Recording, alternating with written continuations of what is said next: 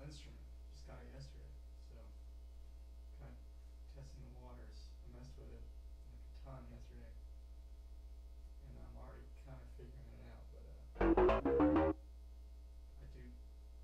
But I do play a little guitar, and the layout is kind of like a hybrid between guitar and piano. I play a lot of piano, so I'm kind of taking it up. My mic is really low. Oh, sorry. Oh, okay. Hold on. Actually, didn't plug it in. One sec.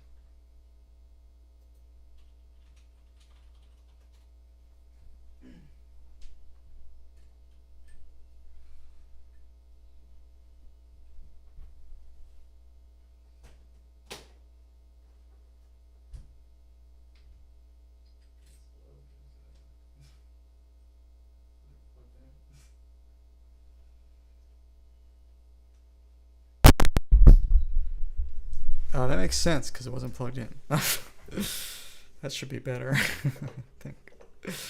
I did that the other night and no one, someone popped in. Yeah, I bet. Yeah, someone popped in and is it too loud? I can turn it down. But yeah, someone popped in and was like, hey. And I started talking and I didn't realize it was, oh, right on. Yeah, I didn't realize I didn't have my mic plugged in and I did a whole hour stream and I was talking like constantly. I mean, no one was watching, but I was still just saying all my thoughts out loud in case someone wanted to watch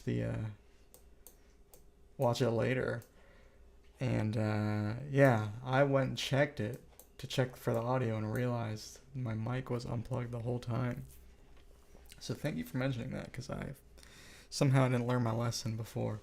But yeah, I was saying that I got this Linnstrument on yesterday, and messed with it a bunch yesterday, and I'm already kind of getting the layout.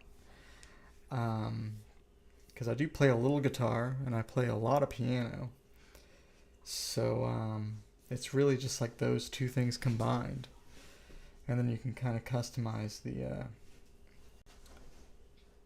you can customize it to, well, I'm not sure how much actually, because I just got it. I think you can maybe even do more than what I'm doing, but you can like change the note offset and stuff. So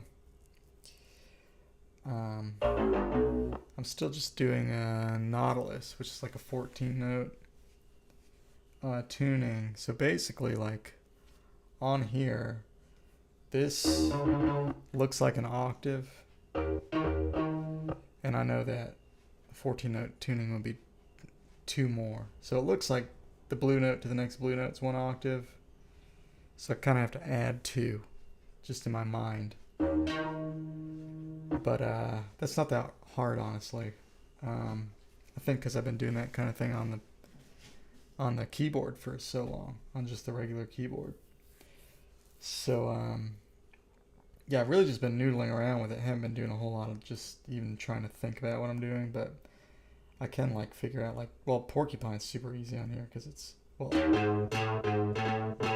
so here, just like on a guitar, we have like redundant notes, and then in this layout, these are octave is just like from here to here. Let me do a different sound because this one's kind of not great for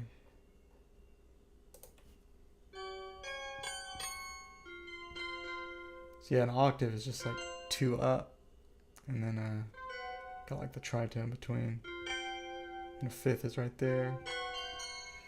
Some of the fifths are not good fifths, just in this tuning, but yeah, anyway, I mean, you can see the patterns, and then it's all isomorphic, so if you want to play a chord somewhere, again, in this tuning, everything's actually not the same quality, but you do have a lot of shapes that do transfer at least a few times. But if I find good sound.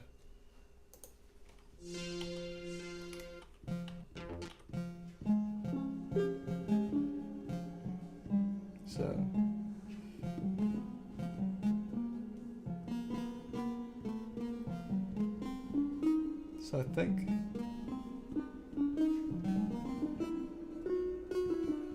no.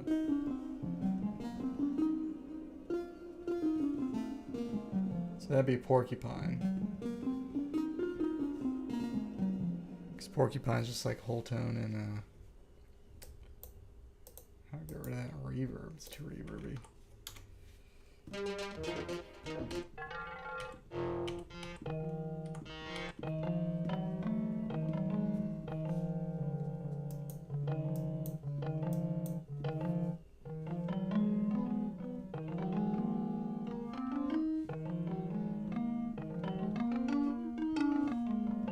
Yeah, that'd be Porcupine. Just another Porcupine mode. It was whole tone-ish and then a bunch of smaller notes. Yeah, like so Nautilus is a 14-note scale, and in 29 it's like 329 steps is the large step. So our 2-1 right here next to my camera. That is the first step after that. So let's find that. So we have one right here. So this first small step, or first step is large. It's kind of a large step, and if you look on here, this is the mode 1, which is what we're seeing on next to my camera. So that one's 125 or 124. And then all the other steps are 82 or 83, I guess, closer to 83. So if you do every other note,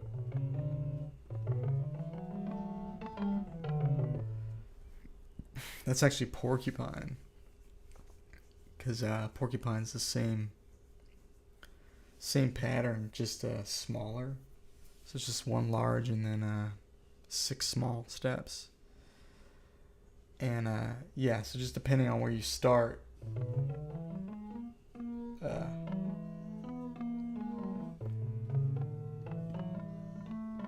you get a different mode of porcupine. It's in 29. It's just a subset. Like, it's all in 29 Edo. So I like yeah, if you look here, this is where I got this scale of Nautilus and Scale Workshop. It's literally just if that the backslash, I don't know if you're familiar with Scale Workshop. I'm assuming you are. But these are all in 29 Edo. So yeah. So yeah, this is all in 29. So yeah, it's the large step is 3 29 Edo steps, and then the rest of them were just 2. But porcupine, the first one will be 5, and yeah, the first one will be 5, and the rest of them will just be 4. So Nautilus contains porcupine. So if you do like a whole tone in Nautilus, you get like porcupine. You know, kind of get porcupine. You do get porcupine. So I spent some time like up till like last week. I spent like, I guess, 2 weeks maybe just kind of learning the modes of porcupine. Because I was noodling around with Nautilus, but kind of got overwhelmed with the it's just a lot of notes. I mean, 14 notes. There's a lot of notes. There's a lot of notes. But now that I went over porcupine a bunch, it's a lot easier to think about Nautilus because I can just relate. Because porcupine's only 7 notes. So now I can kind of look at all these Nautilus modes as being like an extended porcupine, basically. So in this first mode of Nautilus is the first mode of porcupine, which is like the major porcupine mode, basically. So that's this thing.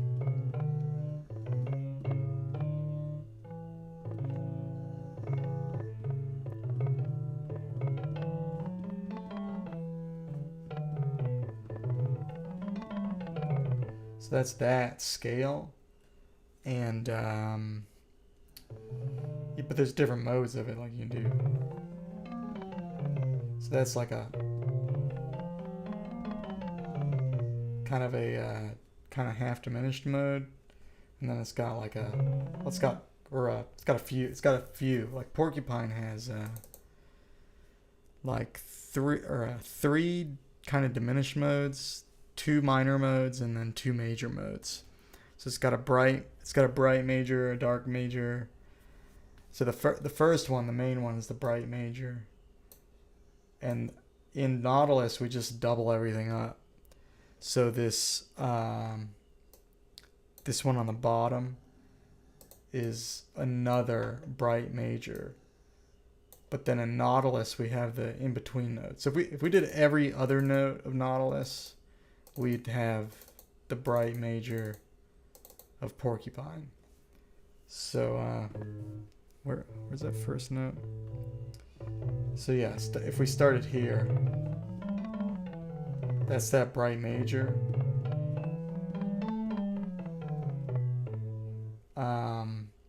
And then like next door to it is the dark major. So it sounds almost the same, but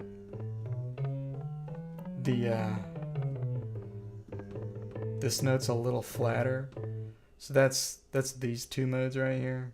It has the 82 or the 165 cent whole step, which is like closer to a neutral second. Whereas in the bright major modes, we have like a Pythagorean second, basically. So that's like Pythagorean. Then you can kind of hear it's a little darker sounding.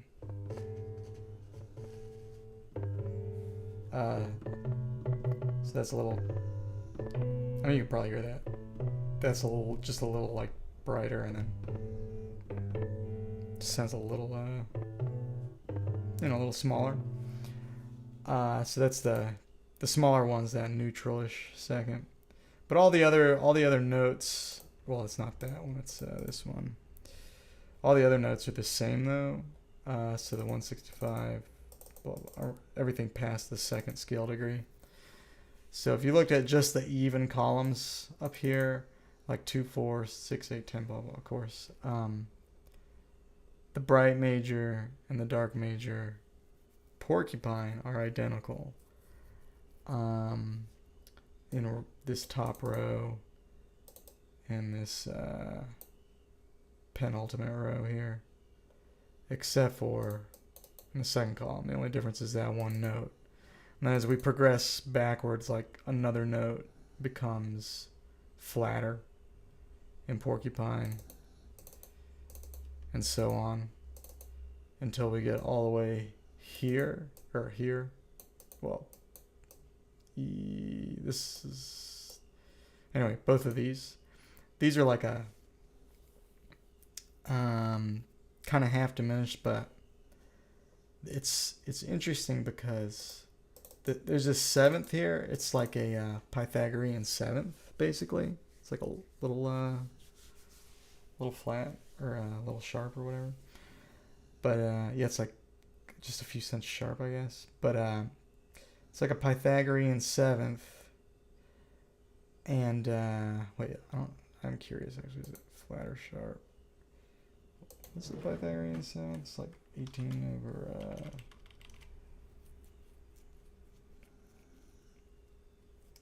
It's like 18 over something. I can't remember. It's that so you think it would be nice if we color coded the matrix, just continuous color scale, since it's easier to implement? Oh, are you talking about the play service or the scale workshop, or both? Can you color code this? If you can color code this, I'd be happy to. I don't know if you can on Scale Workshop. Is that something that you do? I don't know how to do that. Oh, it should be a feature. Yeah, that would be cool. I wonder if there's a way. It's got MIDI I/O.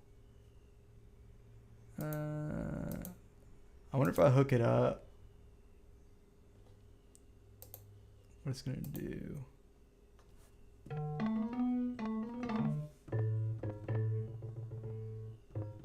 The only thing it's not. So I hooked my instrument up. It's gonna show up. It's open source.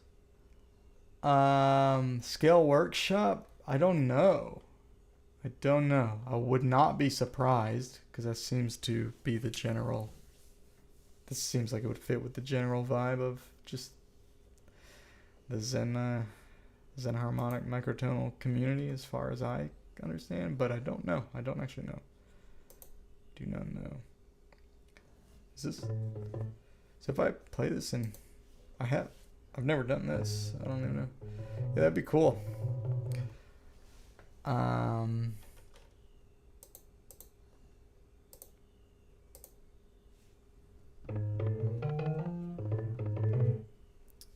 Yeah, I mean, I have it hooked up, but it's not responding. But Pythagorean just means so do you know like just the basic JI fifth is like 3 over 2, right? Oh yeah, 16 over 9.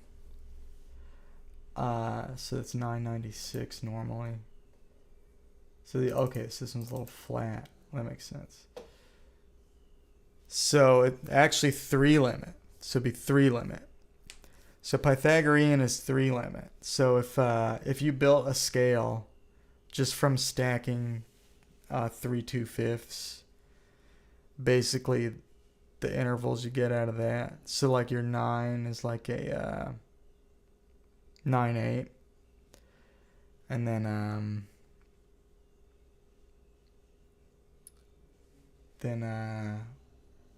how do you get your 7th from that? You just keep stacking 5ths basically. So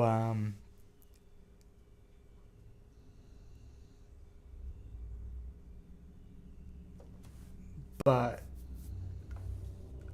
yeah, you get the 9/8 from the from stacking the 5ths. So 3/2 times times itself. So 5th times a 5th is the 9/8. Then you get like the 16/9. It's 2 of the 4 3s stacked. It's also just the inversion of the 9/8. So so for any JI interval, to find the inversion, just like how like a major third and a minor 6th are inverted, if you want the JI form, you just flip the fraction and double the top note, which was the bottom, or the top number, which was the bottom number. So 9/8, if you flip it, you get 8/9, and just double the 8, so you get 16/9. So this is the inversion of that 9/8. So the major second, if you invert a major second just normally, you get a minor second. I mean a minor 7th. So, but yeah, so that's also 2 perfect fourths, the 4 3/4. So like from the 3rd to the 4th harmonic, that distance, if you were to stack that twice.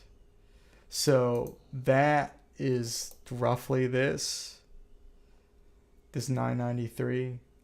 Like, so this 993 is the inversion of this 206.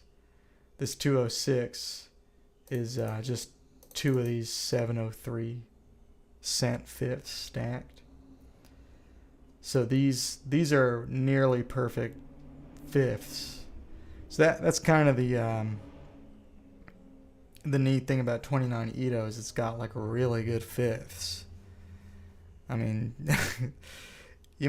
some people find that probably bland actually. But yeah, the 5ths are very, very, very stable.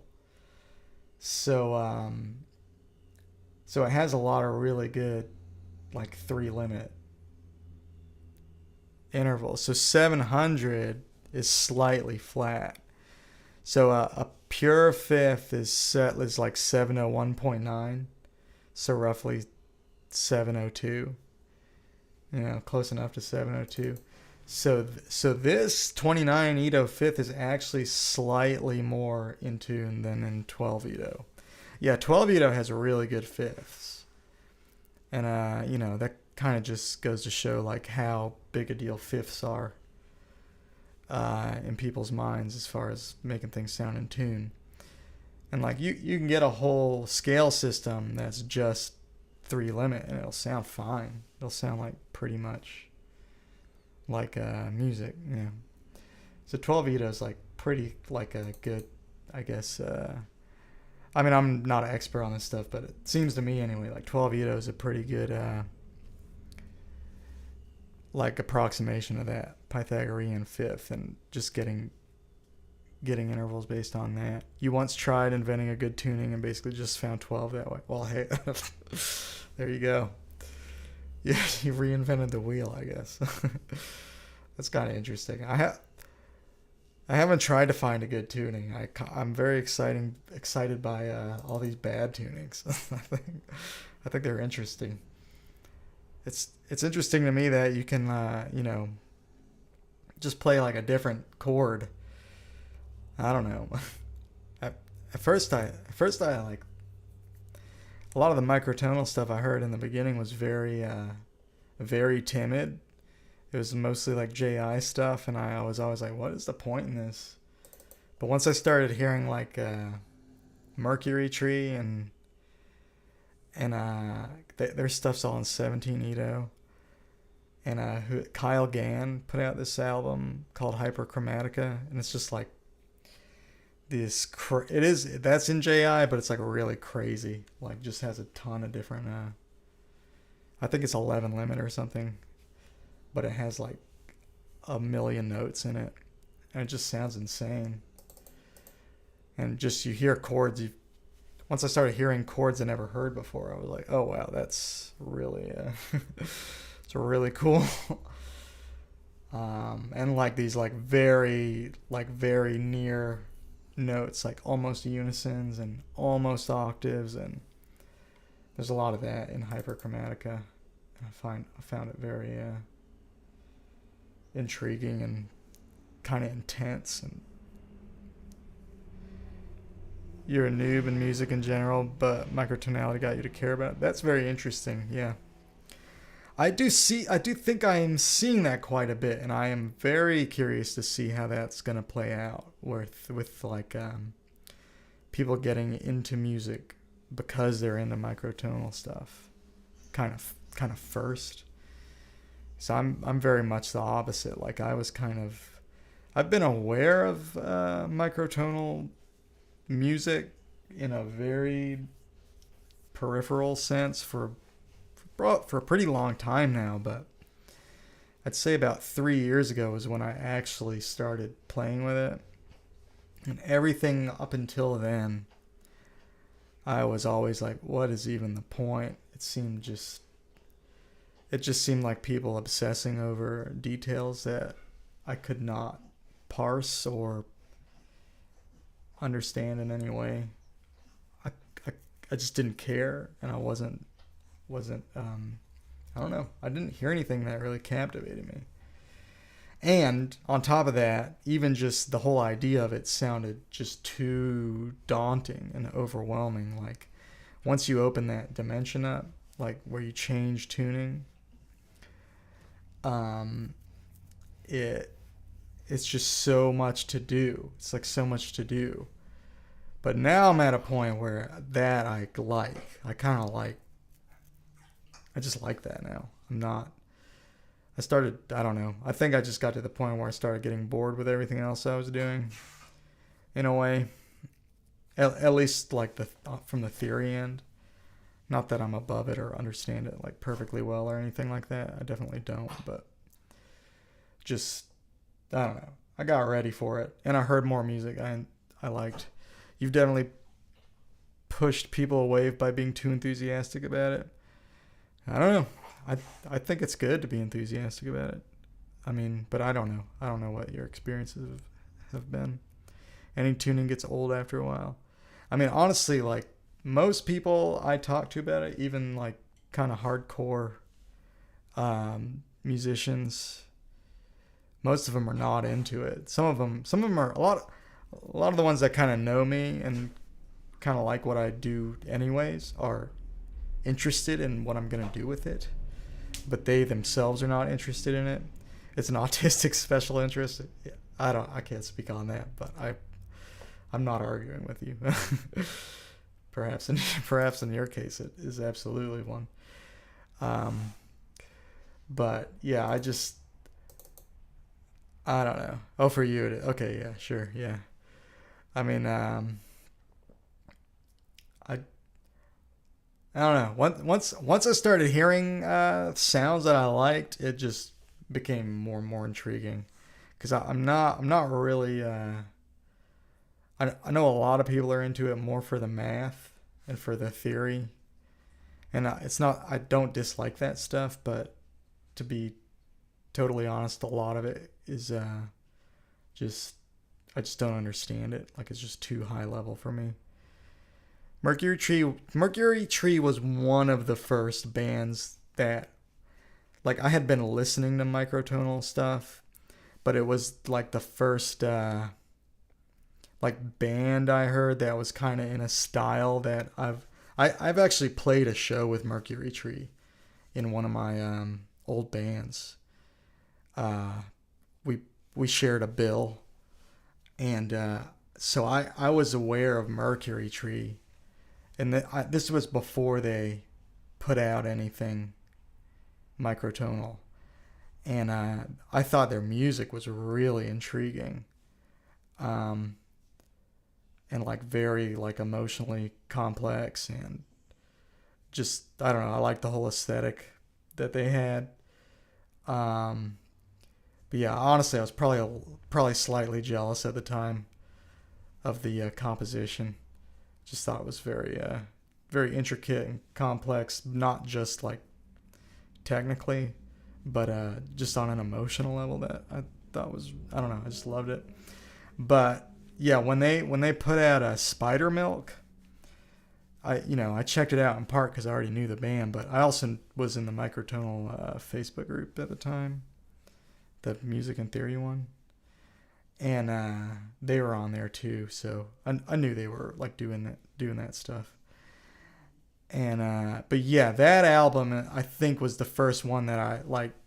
I heard stuff that I liked, but that album I like just listened to over and over and over again, and that's when I really was like, oh, okay.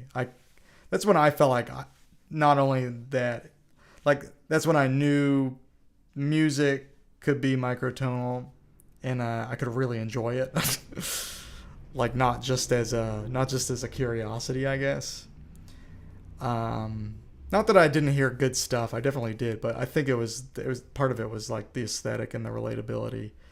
Like they obviously have a lot of the same influences musically that I do, and it was just a little more personal for me at that point.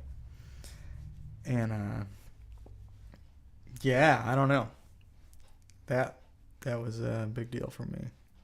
But but yeah, I do think being enthusiastic's not necessarily bad. Like I don't know. Because on the other hand, you have people who are very kind of adamantly pushing against it because they're suffering from the same like it's a very daunting thing. I think a lot of artists don't want anything. A lot of musicians don't want it to get harder. You know what I mean? And it does like add another. I mean, not everyone has to do this, obviously, and most people are not doing it, and most people won't do it, not for a very long time, and potentially never. You found the more musically trained someone is, particularly in performance, the more resistant they are. I mean, I'm probably a good counterexample then, because I've been playing piano 20 years. Gen X is more interested, weirdly. Oh, that's yeah. I'm a millennial myself, but yeah. I mean, no, I don't really have any friends who are into it. Granted, I don't have a ton of friends, so I'm not like a big, not like the guy to ask, but like I don't know. But I do know some pretty hardcore, accomplished, even kind of famous musicians, and they're interested in it, but none of them are really doing it. Like so yeah, but yeah. But yeah, I'm glad you're into it. Spread the I'd say spread your enthusiasm. I'm enthusiastic myself. The more I do it, the more I kind of get sucked in. I just I don't know. It's cool. It just gets better the more you do it because you get used to it. You see more what's possible. You have more experiences that are positive, and your confidence grows. And I don't know. I can. Yeah, it snowballs. I mean, for 2 years, I wrote one or two little things, and I think I published one of them on YouTube. That was just like in just quarter tone, just like a quarter tone subset. And I didn't really write anything that I published for probably like not until pretty recently, like a couple of months ago. I started I don't know, I just started putting out different things. I'd been playing around, like improvising and stuff for long enough where I could just sit down and almost like would just like open up a tuning and just start putting it in a piano roll and just get going. So now I'm just trying to get more. I'm trying to get away from that a little bit and trying to like just play more physically, because I have such a I have so much history playing music on piano, and that's a big reason I got the Linnstrument, because I want a Lumitone. It's just very expensive, and I'll get one eventually when I save up the money. But someone actually, when I was streaming, it was Romeo's was on here, I believe, talking about building their own. I'm pretty sure it was Romeo's. Was saying they were going to build their own Linnstrument, and it was kind of turning me on to it. And I was pretty skeptical, but I started watching videos and stuff. And then I posted on the MICROTONAL group on Facebook, and a DIY one. Yeah, I haven't looked into that for this, but I'm sure it's fun if you're into that kind of thing. And probably significantly less expensive. Although, to be fair, this is not that expensive. Yeah, you can do anything digitally. But yeah, I just want to get back. I just want to get into playing, because you're very limited on a keyboard. So I'm excited to get into this and kind of, because you can reach, like on this thing, I can reach like that's 1, 2, 3 octaves higher right there, just like that. I mean, can't do that on a keyboard. And like my the keyboard I've been using on here is like the same size, and it has, and this, I mean, this thing is awesome, don't get me wrong, but you know, you can only play 25 notes, and you know, everything has got to be in hand's reach. So I think this grid layout is going to be really really good for it. This thing is super light. This thing is so light. Actually, the Linnstrument is pretty light too, honestly. It's a little and that's the Micro Freak, and that is a badass synth. Like, it is the Linnstrument's not as light, but it's pretty light too. It's much sturdier. You can tell it's a way more just it's like metal. I don't know. The keyboard's plastic pretty much. This thing's like strong and made of metal. And yeah, I wouldn't want to drop it, but if I did, I'd be surprised if anything broke. But yeah, and also the Linnstrument has it's MPE, so you can slide like multiple notes at once, because it's MPE, and it has, like, if you go up and down on these grids, it will you can set it to modulate whatever. It's almost like having a little tiny mod wheel on every individual key. So I can modulate this note and this note like separately on each pad. So it's, you know, I just started playing it, so I'm not that good at it, but it's like and also piano, you don't do that much expressive stuff anyway, so I'm pretty excited to like just get into even just playing this. It's just a controller. It doesn't have any output of its own, but for a controller, it's very there is some appeal because it has the MPE, so it has the potential to be super expressive. And then with the grid layout, I think that's like gonna be great for doing different tunings. But yeah.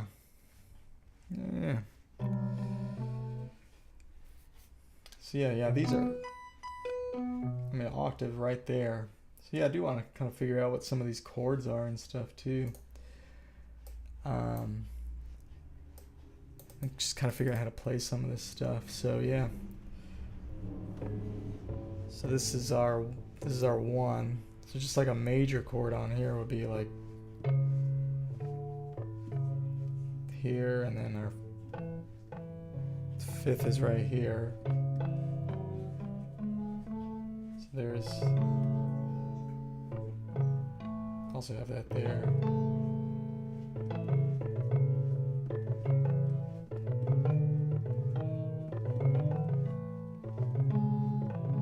So there's like a major 7. It's like a dominant chord. And the other thing that's neat about this is like it's all isomorphic. So if I want to know what the same chord is in the next mode, I can just take the same shape.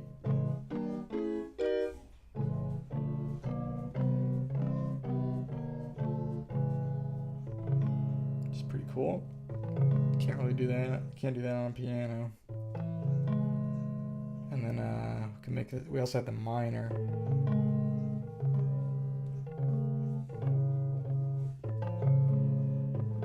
That like super major kind of thing.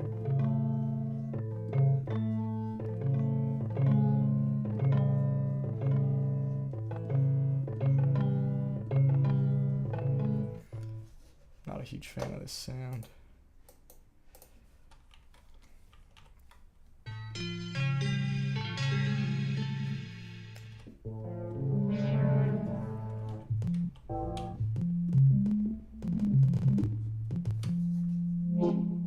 Wow, no.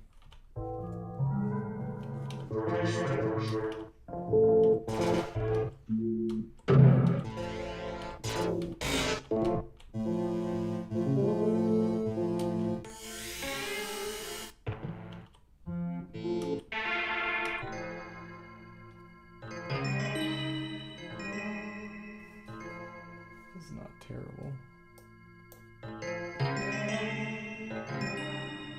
Just find the dirtiest sound. All right. I'll look for something dirty. Let's see. They don't have like a guitar section, but that would be like in the bass, I guess.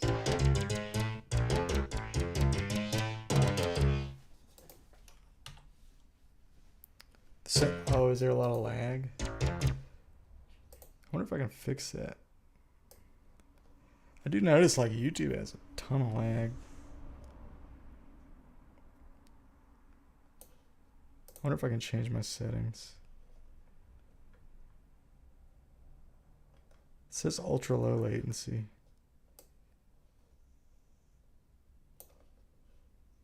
I don't know if I can do anything about that. I'll look it up later. But it says it's on like the lowest lag. Or lowest latency. So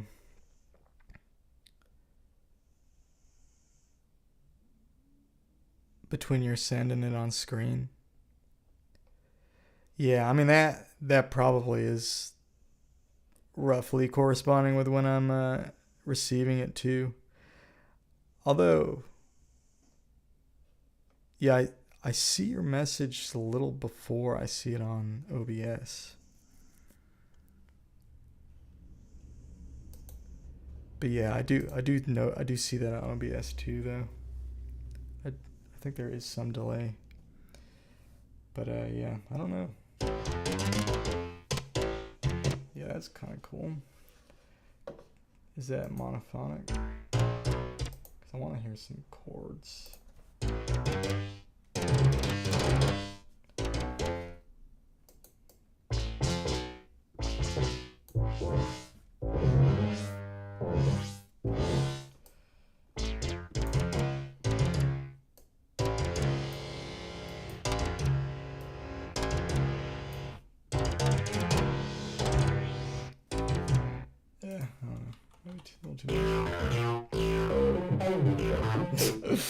That's fun.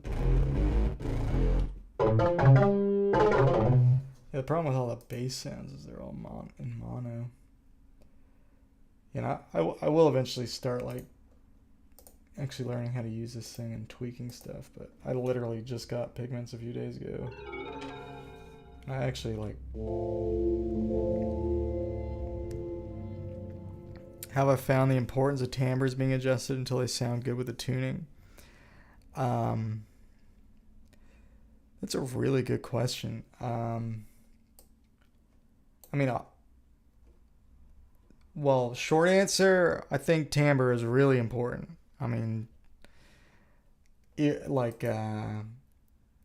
then that relates to tuning a lot, but to go into more detail, like I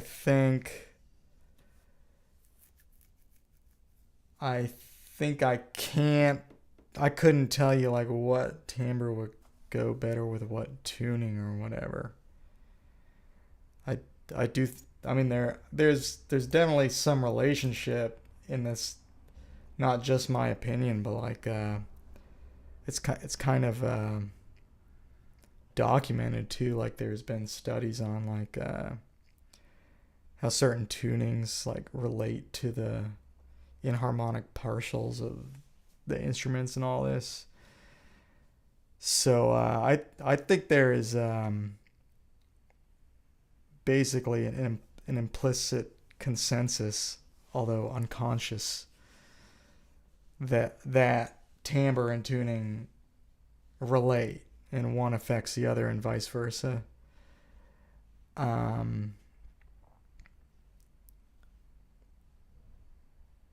But beyond just that very vague, like the timbre is important, but I couldn't tell you how to adjust a timbre to fit with a tuning or something like that.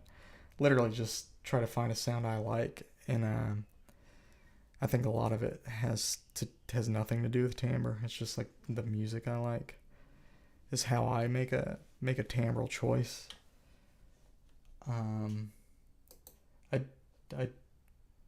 Because I gravitate towards certain types of sounds. Like I like plucky sounds and kind of like half like like I don't know how you put it, like semi percussive sounds. I love those timbres. Some people have worked with deliberately modified with harmonics that fit the tuning. Yeah, and there's this whole, oh man, I can't remember who it was. Elaine Walker's talked about it. Yeah, I haven't read up on it enough, but yeah. Who is it? Paul Ehrlich, or I don't know if I'm saying his name correctly, but he was saying that there's this whole like school of thought, or someone, I can't remember who it was, but somebody went. It wasn't Paul. Paul was telling me this other person. Like has this whole system based on that, like tuning and timbre, and yeah. But I didn't look into it. I really should have. It's just a lot to do. I can't keep up with everything. But maybe eventually. If I could find it real quick, I'll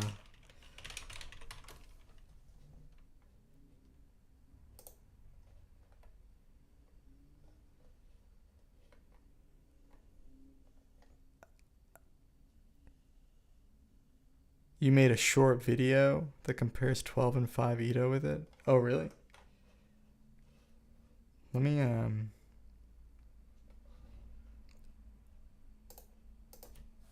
look it up. Let me just go to YouTube. Wait, what am I doing?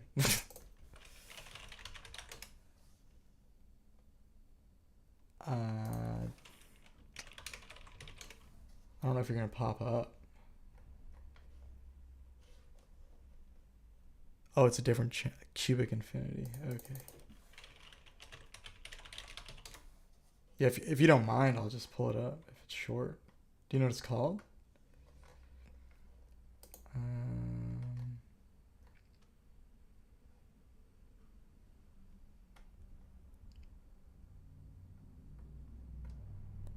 Yeah.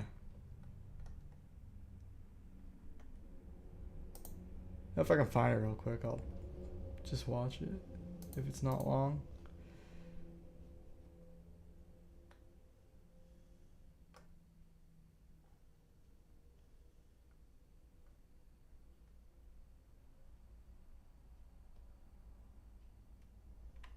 Is it this one? Yeah, okay, cool.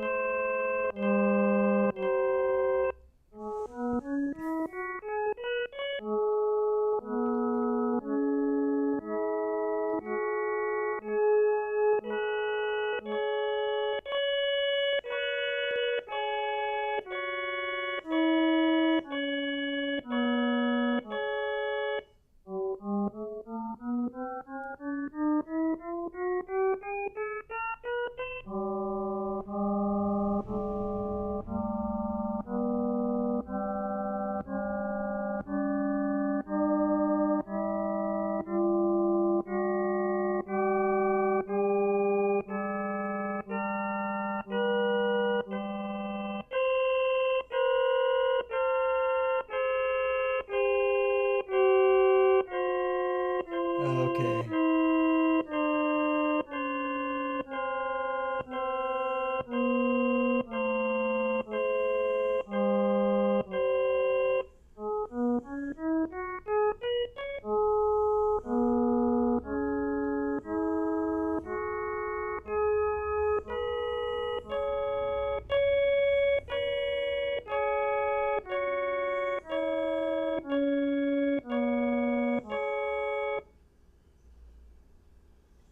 Oh wow. So, okay, so playing playing 12 Ito on a 12 Ito Zen timbre. So if you look up here on this top chart, this is like the harmonic spectra or whatever, but it's inverted. Is that what it is? Because it's sharp. Wait, no. Wait, what? Yeah, I'm not even sure what I'm looking at. So this is harmonic 1, 2, 3, 4, 5, and 6, right? Because but what is this? These are the cents. I have no idea what I'm looking at. I did, Romeos. I did. In part thanks to your just bringing it up. Since you brought it up, I started like watching videos and got very intrigued. And I got one. Yeah, I got one. Yeah. So thanks for the suggestion. I just got it yesterday, so just started messing with it. They changed the harmonics so they line up with the notes of the scale. That's like a dissonance curve.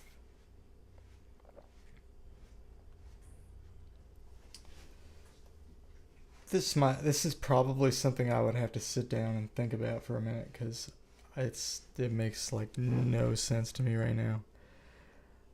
I see this graph and I see this one on the bottom, but it kind of seems like they're not. Are these in the same? Are they showing me the same thing? Because I feel like they're not. Right? Like this is like a different measurement. Roughness, and then amplitude on this one. You didn't mean for it to be a whole tangent. I mean that's kind of the beauty of the just having the stream experience of being able to interact with you guys. And I mean, I am curious. I'm very curious. What is this? But yeah, I have no idea. So roughness. See, that's the other thing. I don't really know what roughness is. The graph on the bottom is the same as the top graph between the fundamental and the second harmonic. Between the fundamental and the second harmonic. So like from 0 to 1 here is from like 0 to... Oh. Or are you saying from here is from here to here?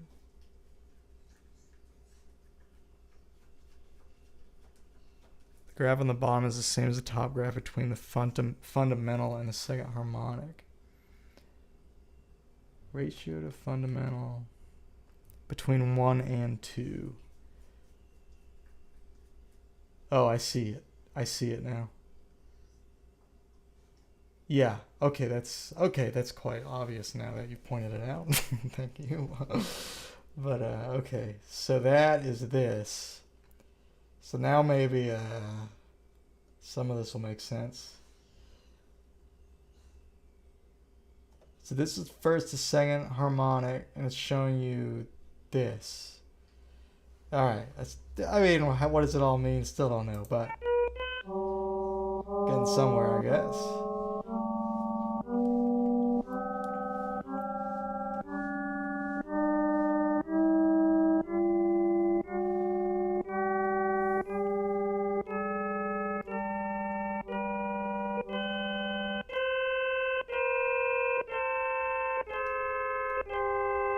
Let's just go back down.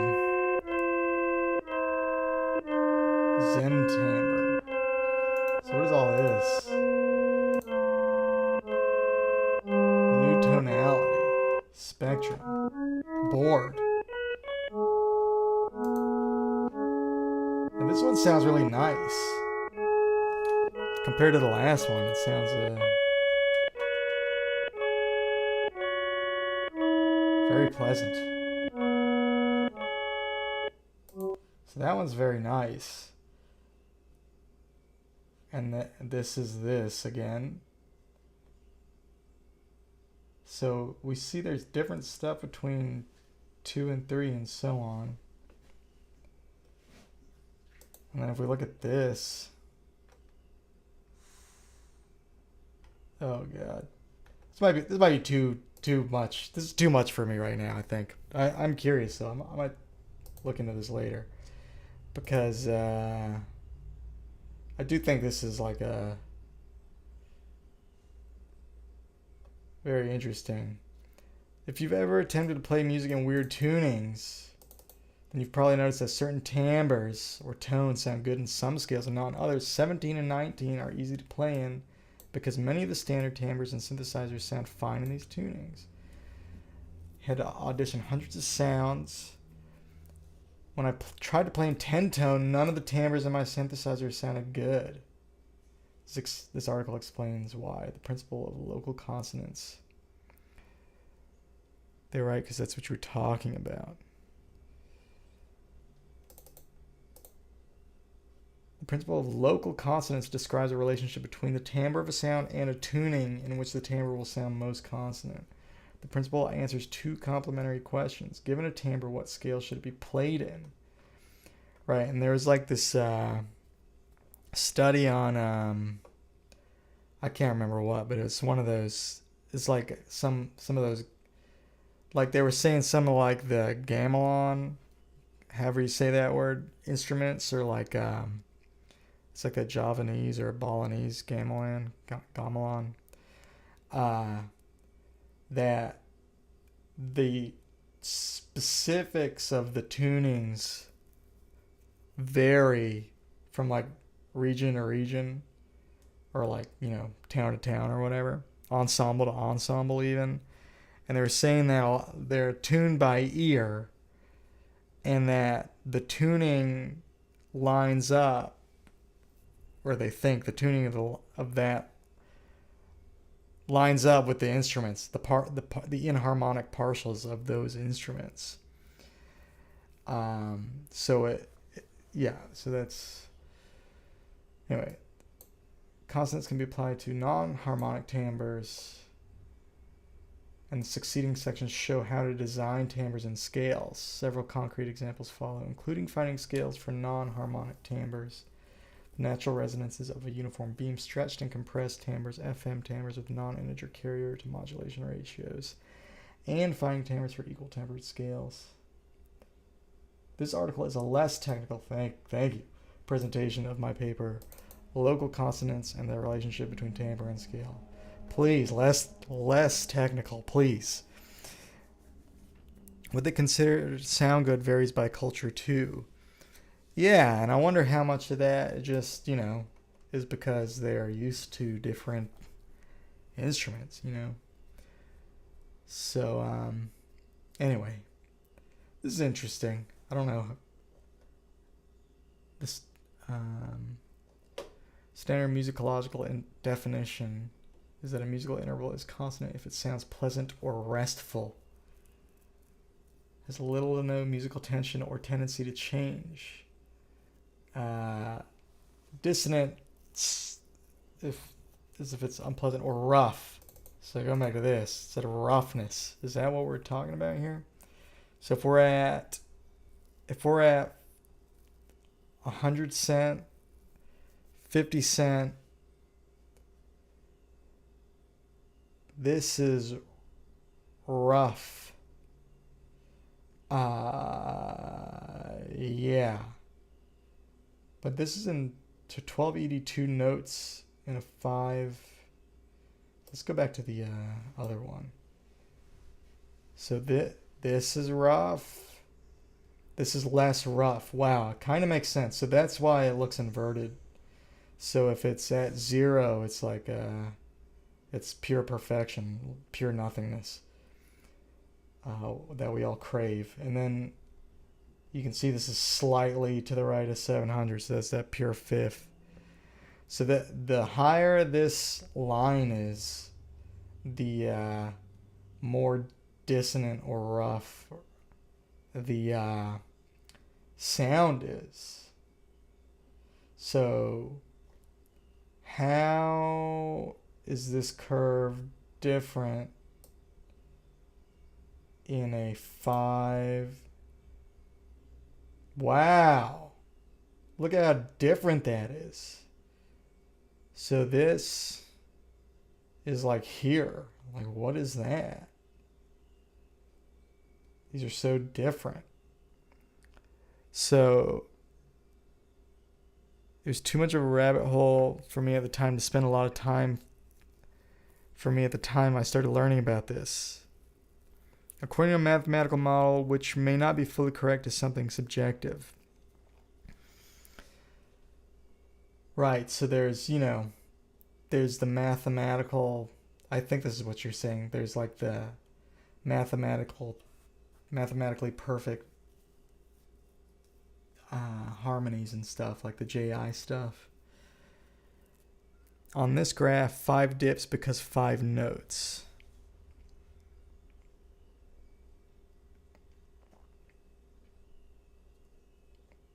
Yeah. A 582 Zen timbre. So, what is a Zen timbre? What is that? Is that something I can look up? The timbre is customized to do that on purpose. Let's explore Zen timbres. Oh my. It's an hour-long video. Oh my god. That's a 2 watch later. I didn't even know this existed. This is crazy. What would we do without Sevish? This is insane. I'll have to look at that later. This will help me make sense of all this. But yeah, for real.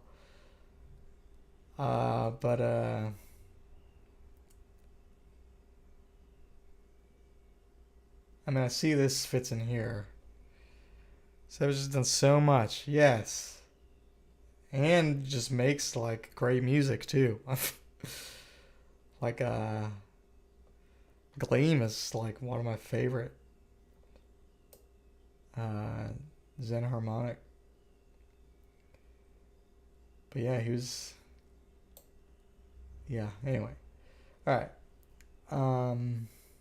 Playing 12 ED, so playing 12 EDO notes on the 5 EDO Zen timbre. So what's the difference between that and this?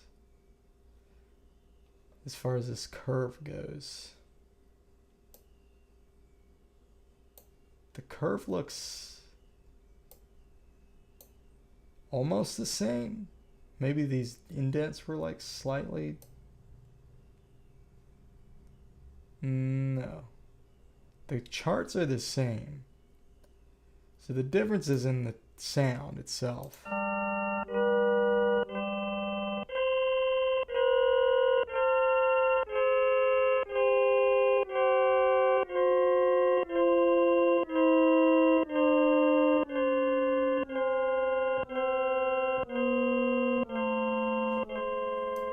You're following the guy who made the site beforehand. The channel is also called New Tonality. He has good explainer videos.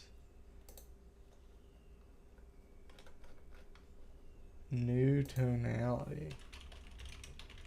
Is that Satharis, or however you say his name?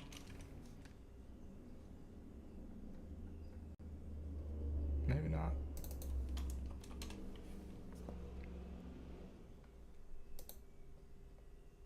Oh, this.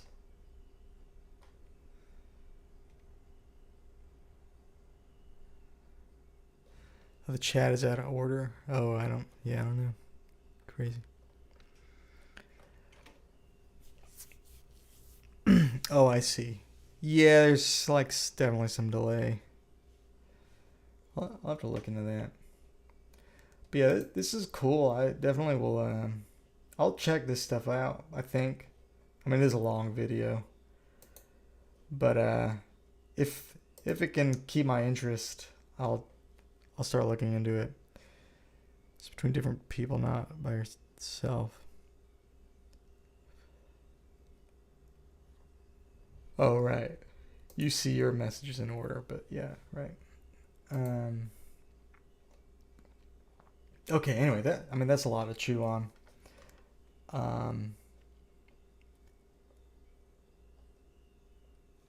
Plomp and Velt examined consonants experimentally, generating pairs of sine waves and asking volunteers to rate them.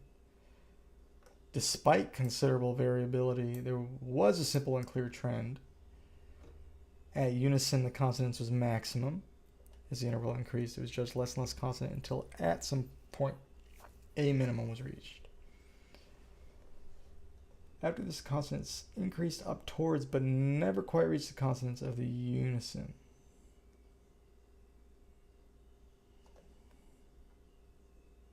What? So this is basically what we were looking at here, but not this one, the first one.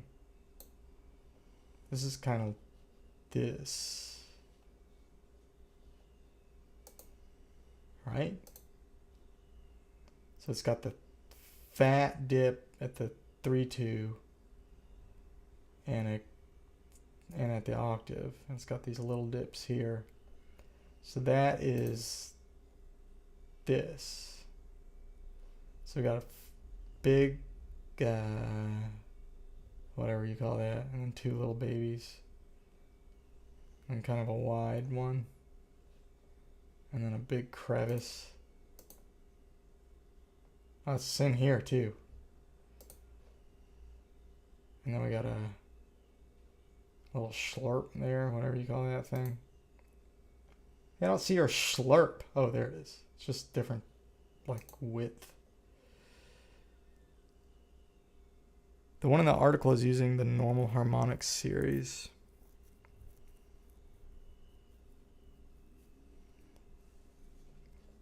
But this is using a 12 ED2 Zen timbre.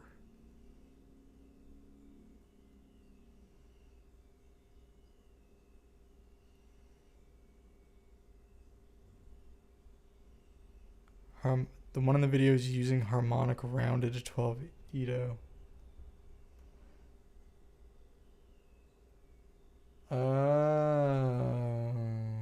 I see. These should not. Normally these would not line up at 3 and 400. Well, 400 maybe. No. Yeah, exactly. These would not normally line up there. These would both be kind of flat.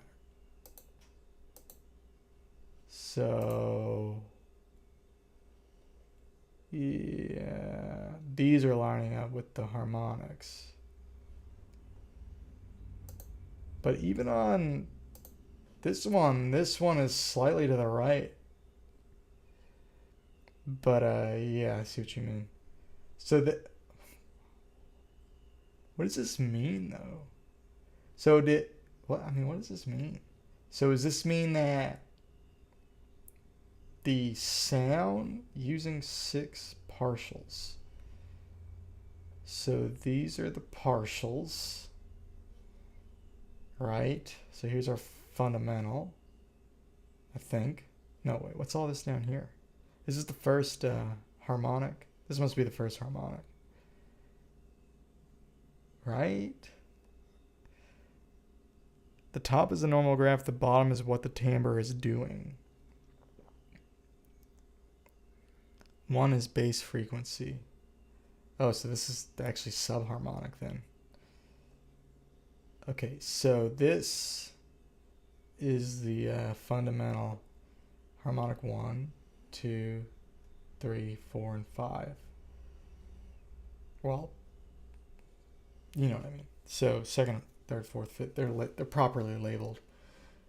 So this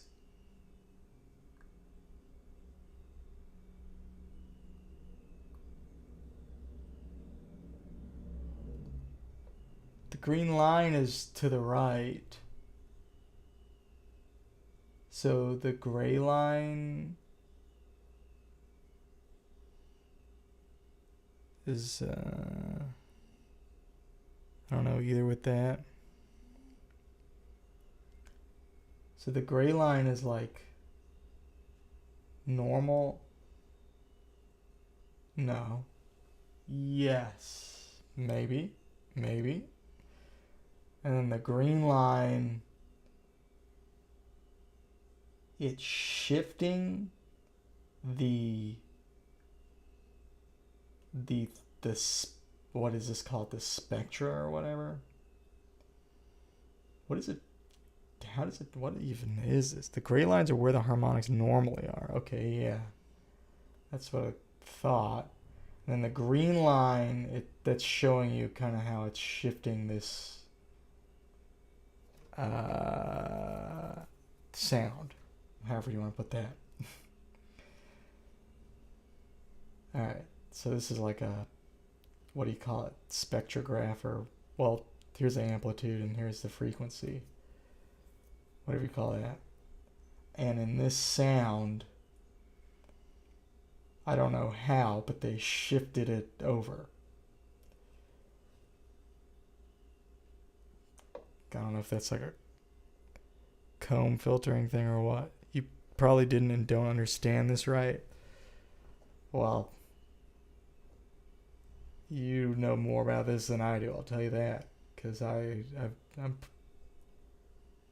very lost. So these are lining up with 12 Edo. And then that kind of, I guess that explains why this sounds like off too.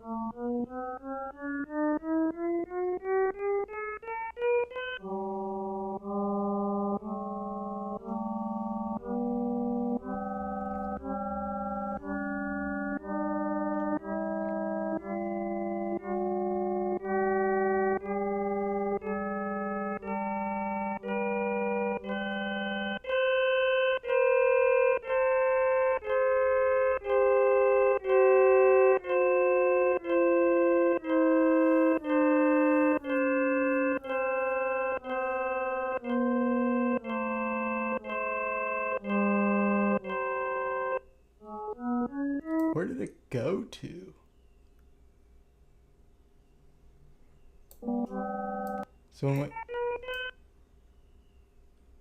yeah, I'm hearing some interesting stuff. So, because I'm trying to count along, like, so 8, 9, 10, 11, 12, 13, 14, 15, 16, 17, 18, 19, 3, 4, 5, 6, 7, 8, 9, 10, 11, 12, 13, 14, 15, 16, 18, 19, and 2, 3, 4, 5, 6, 7, 8, 9, 10, 11, 12, 13, 14, 15, 16, 17, 18. Is it it sounds like it's approaching the octave, but is it you don't know why you did that number of notes? I don't either. I don't know what's happening. Try going on the site, you can walk me through it. All right, let's try it. I'm dubious, but we'll try it. It goes beyond the octave. Okay, that makes sense. Okay, so so number of parcels. Oh, stretch. Tweak, spectrum, audible, seed, view old app version. So how do I play it? Let's hear it. What do I do? Stretch is the size of the octave. Okay, yeah. So you can stretch the octave up to a whole octave? Holy shit.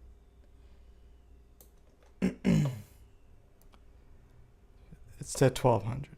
Okay. Start part. Oh, I need to add some of these.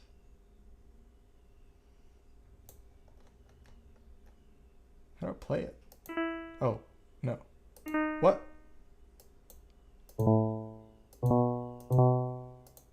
What the hell?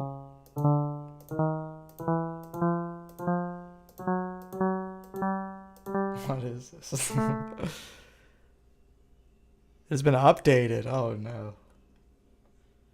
Let's try a humble 88 partials because it's frozen.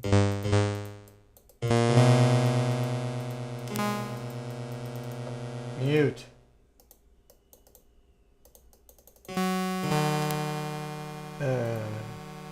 Okay, I don't think I can handle 88.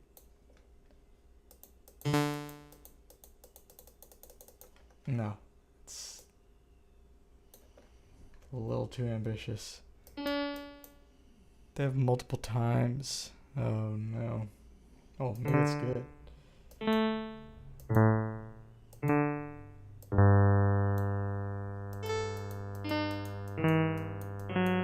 It says view old app version. Is this good? Is this better? Oh, I see. Here's the old version. Oh, play. Do I have a specific timbre? I don't even. No, I don't actually. I have. Should I? What is that? Spectrum type, harmonic, or Edo. Interesting. R1. Oh, these are the partials. Right? Roughness. Partial limit max. Show sweep. Yeah. 9. I don't know what I'm doing. What is this? Show them? Yeah, please. Why not? Let's hear it. Not into that. Let's try this. It's not doing anything. What is this?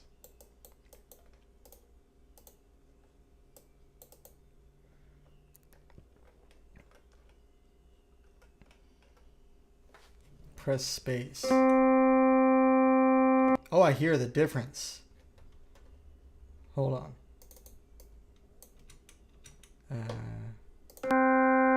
Oh, I hear that. Okay. So now if I, why isn't it playing that? No.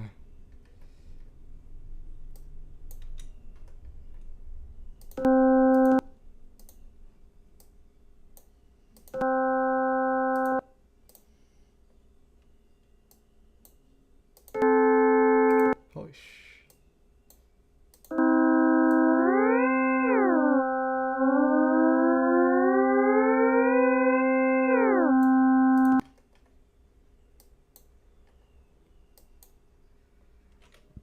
You can sweep through the intervals, and if you play it and slide the sliders around. Okay, try that. Let's let's try this. Wow, that's interesting. How did I get it to play before? How did I slide it before? I was just doing it.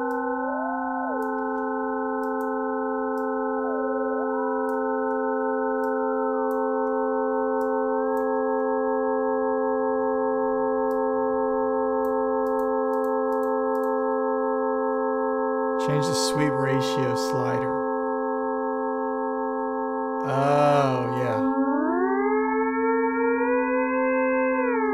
Oh. Hold on, let's stretch this. Where's my stretch slider?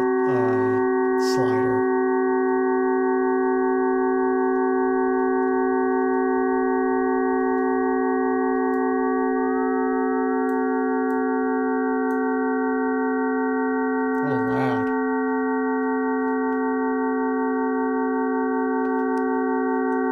I'm losing viewers. It's too loud.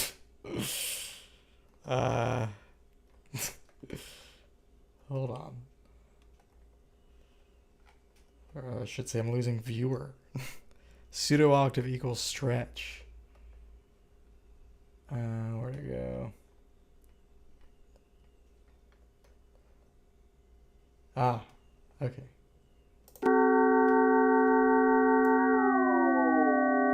Oh, that's cool.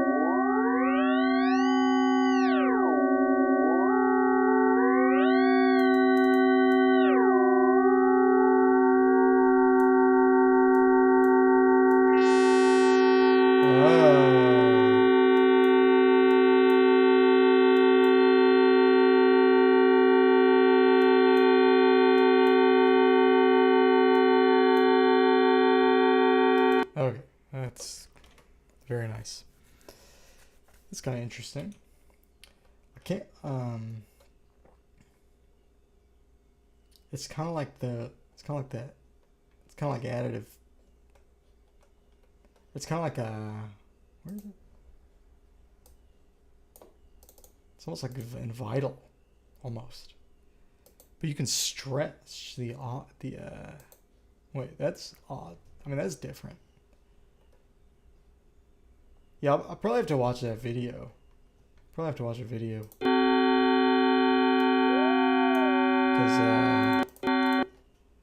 yeah. I have no idea what I'm doing. How do you reset everything?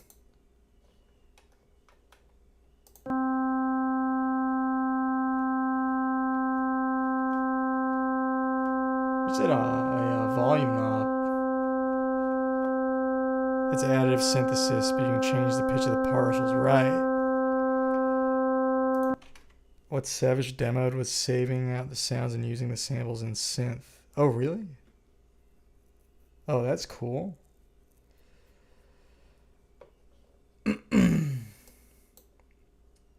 Yeah, I'll have to check that out.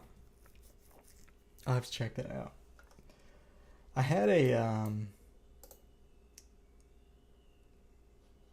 hold on.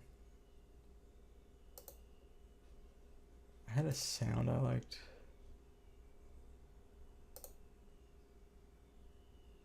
On here.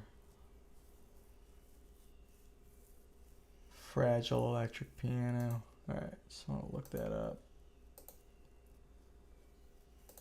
Try that on here.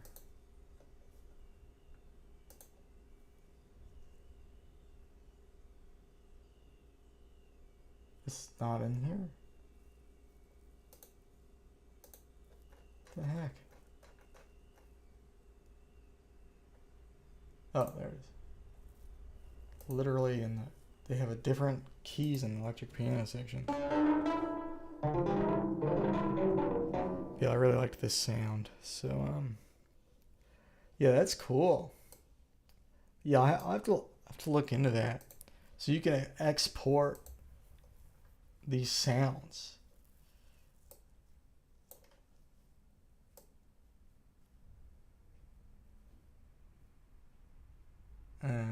Oh, okay. Here he's actually.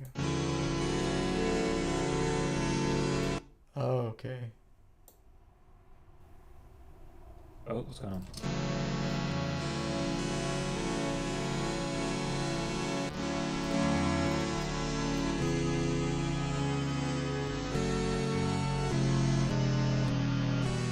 Ah, love it. Yeah, so what I've got now is I've got the one that's kind of been messed with and all of the partials are changed is on your left speaker and the sawtooth is on your right speaker. So how about I just like give this a play for a little bit and you can see what you think. And also... Okay, yeah, I'm not going to watch this video on here right now, but yeah, that's really cool. That's very cool. I will watch that later though. That looks amazing. By the way, your music is pretty. Thank you.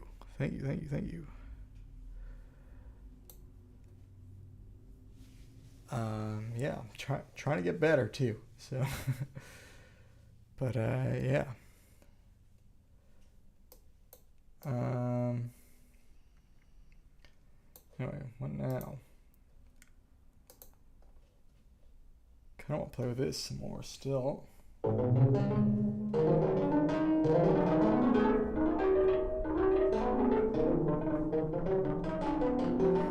And Romeo's, I talked to I made a post in the MICROTONAL group on Facebook, and that guy Kite Gitrat, I can't pronounce his last name, Gitratis or something. He made the kite guitar, but he was showing me, he kind of like, I was still slightly on the fence. The biggest reason I was on the fence about getting this is just because it doesn't seem like anybody is doing it.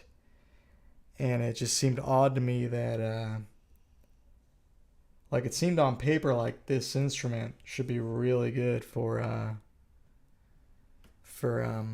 alternative tunings. And I could not really find many people online actually doing it.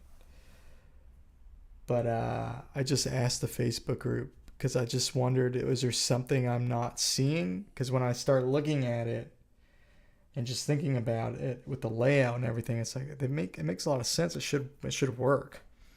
And actually, it's because of the MPE, it should be like a really nice just controller anyway. And anyway, I just posted a message on Facebook, and a lot of people went on there basically just vouching for the Linnstrument. And then that guy Kite was like offering to video chat with me and show me he's working on a firmware update, like a custom firmware, and he was showing me it. And with his firmware, you can use the Linnstrument if you can use the MPE to tune from the Linnstrument. So you could play like even a synth that doesn't have microtonal support, as long as it will receive the pitch bend messages. So it's kind of similar to the HPi, but not quite as powerful. But it works, I think, in a similar way. And also the keys light up with the tuning.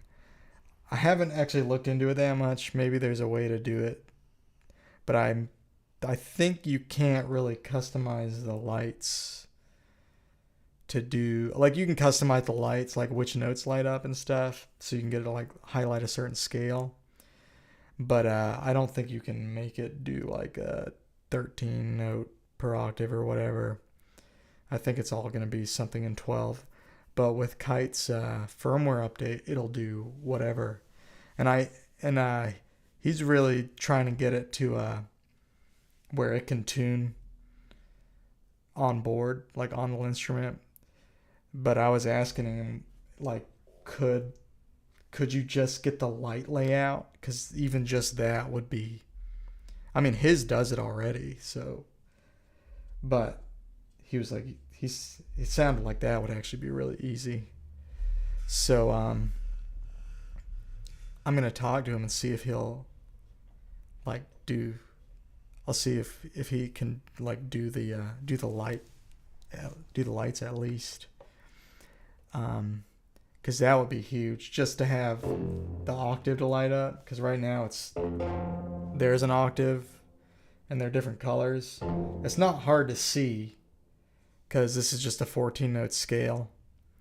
But with like a larger Edo, and don't get me wrong, even with this, even though it's not perfect, like you can still see it. Like I was messing around earlier trying to do like 31 a little bit, and I haven't done much, but I'm pretty sure you could get used to it. You would probably play this a little different, like a little bigger, a little wider. But you can change the note offset from row to row. So like right now they're like 7 notes apart or whatever, but you can change that to basically whatever you want. So even for a larger Edo, this can work. I think up to like, I mean, obviously not like 200 or 100 even. Maybe 31 might be too hard. Can you change the column offset? Oh,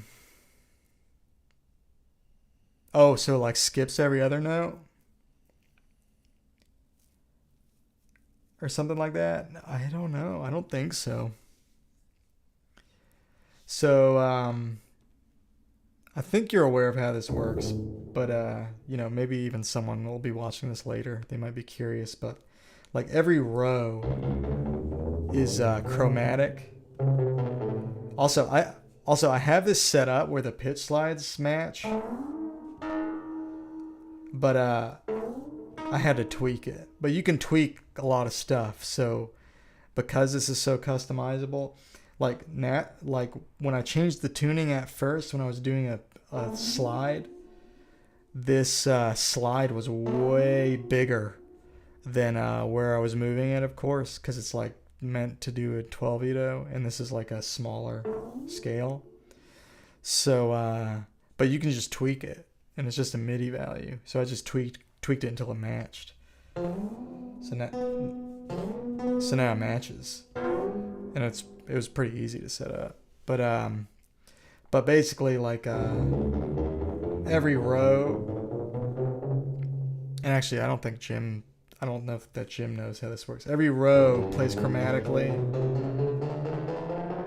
but every column is like offset from another column. So actually I was doing this earlier, so like it's kind of like a guitar. So this and this are the same note. So you have redundant, not there, but. So that's the same note. That's the same note. So you do have redundant notes like on a guitar. So can you change the column offset? I don't think you can. But so I'm pretty sure when you go up, it'll always go up by 1. But I don't know if with Kite's firmware update you could. Because what would be cool, and what would be cool with that is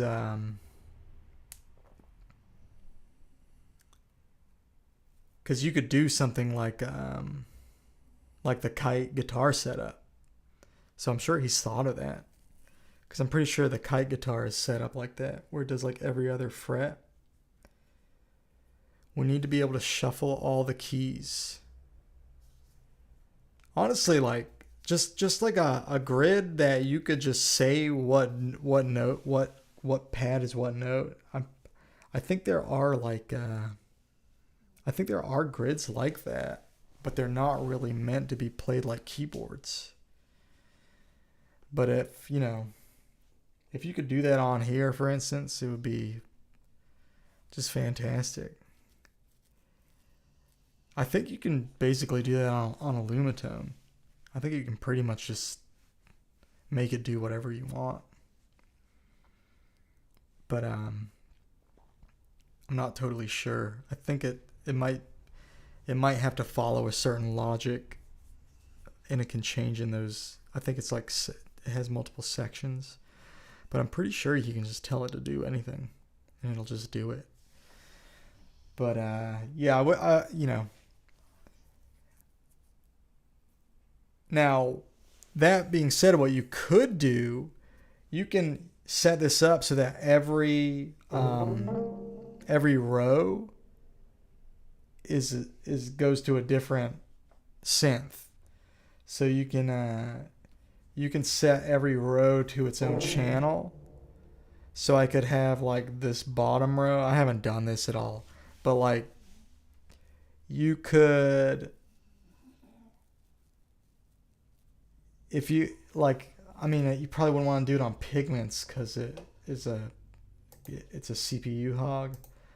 But like on Surge, you could probably get away with it. You could upload 8 instances, or maybe you could do it with just 2.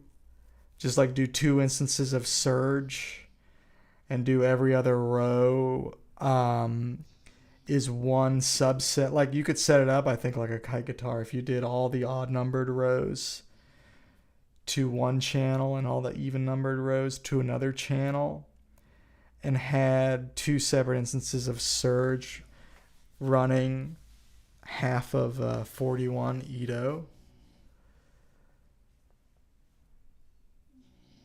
And I think, or use a crazy keyboard mapping or something. Oh, okay. So if you can do that, then I didn't know that. I didn't know you could do so. So on your keyboard mapping, the notes, if the notes don't have to be in order, you could just set it up however you wanted to. But the way it's set, the way this is right now, this is all just reading one, like it's reading the same tuning, but just starting in a different place every time.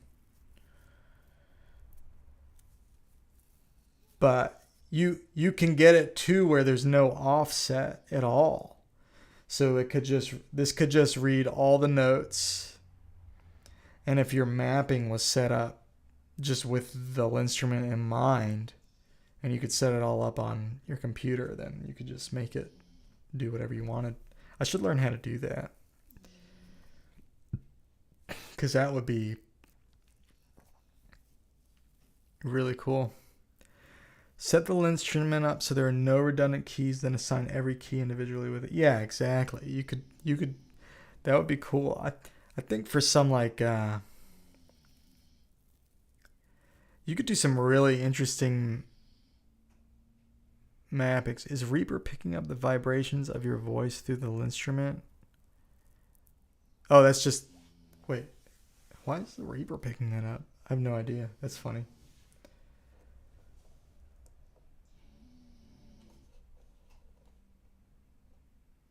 Oh. No, that's... I didn't mean to do that. It's literally picking up my mic. I probably got a lot louder for a second. Oh, this has been on the whole time though. Hold on.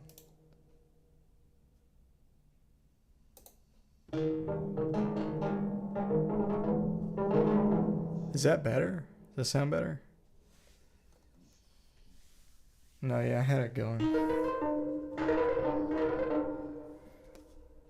Yeah, I didn't know that. So yeah, if you can customize the keyboard mapping however you want, then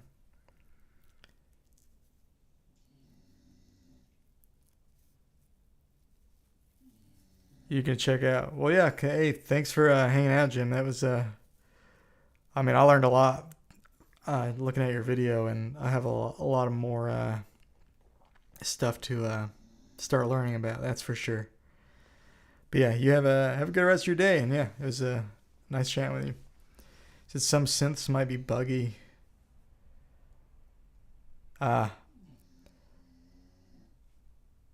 So right now I have Surge is controlling Pigments. So it's through MTS odd sound or whatever it's called. MTS ESP or whatever. Yeah, MTS ESP. I just have Surge controlling it. I actually wanted to check something because someone was telling me that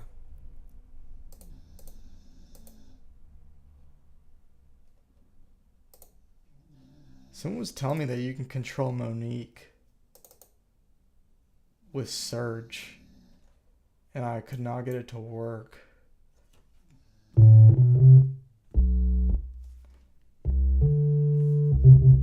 No, it still doesn't work. I don't know why they... And it says on the Surge website that you can, but I cannot get it to work. I don't think it works.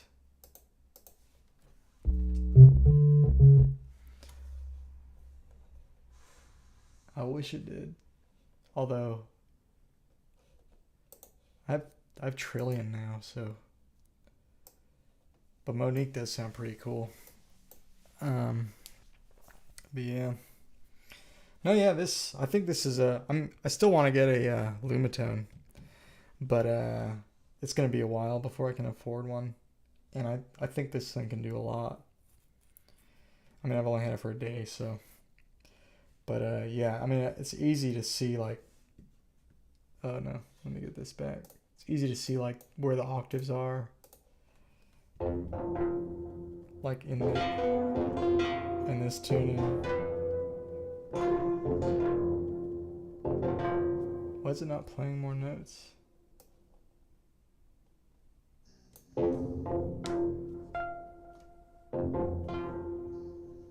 It's eating my notes.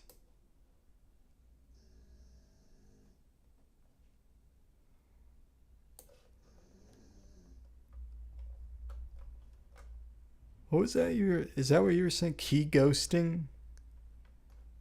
I don't know what that is. Key ghosting. I just think only playing 4 notes. Now it's playing. Yeah, it's not playing that note.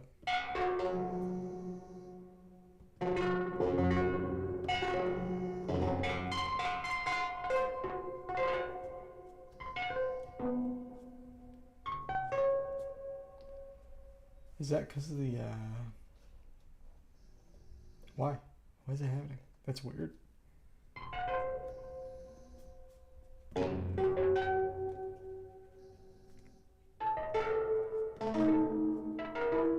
It's eating my inputs.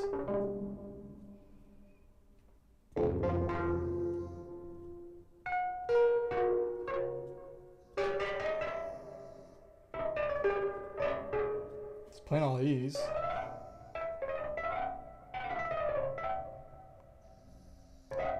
If you play 3 corners of a rectangle, the 4th will sound. What?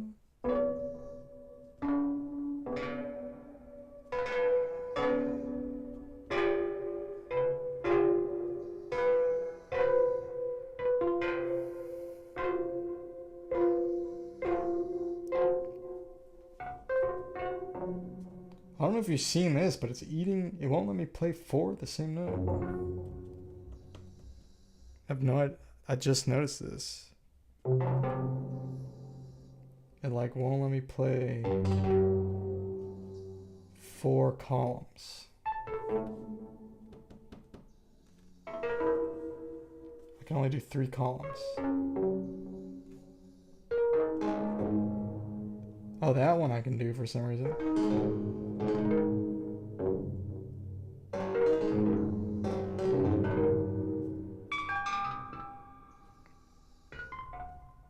I can't do that one.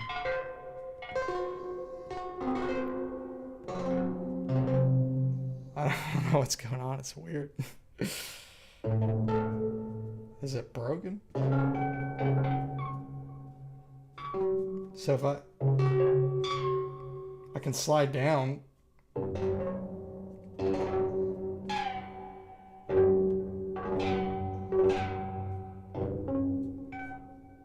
Yeah, it's like eating inputs.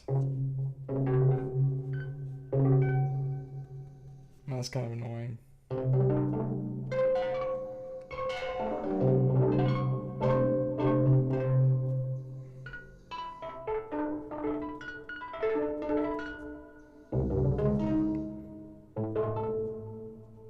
Oh, weird.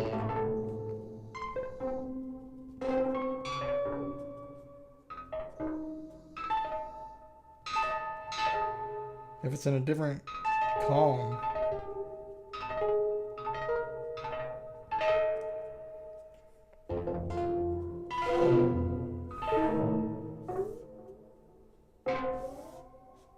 I mean,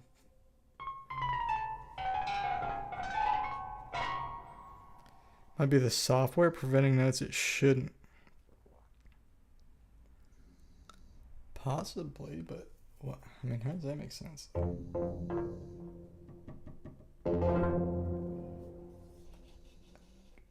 It's not lighting up on the instrument either, though, which is what's weird. If I go in and insert a MIDI,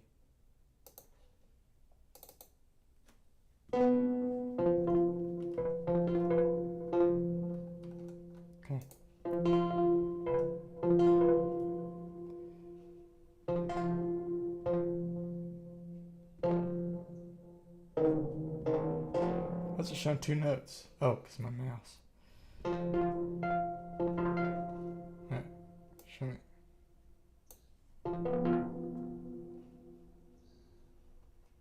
So these look like fifths.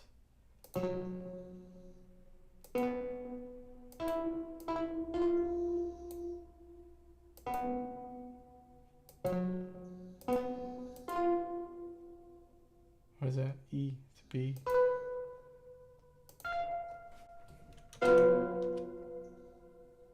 I mean, it'll play that. I don't think it's omitting anything.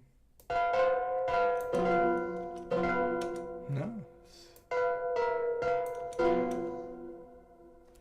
That's...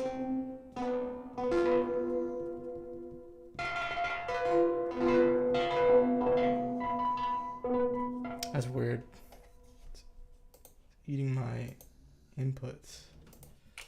Strange.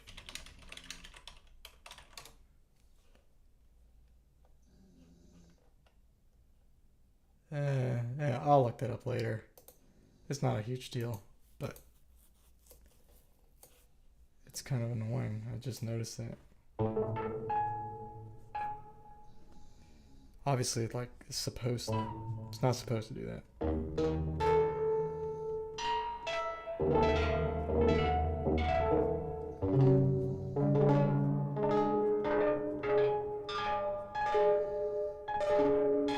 It's only in the same row.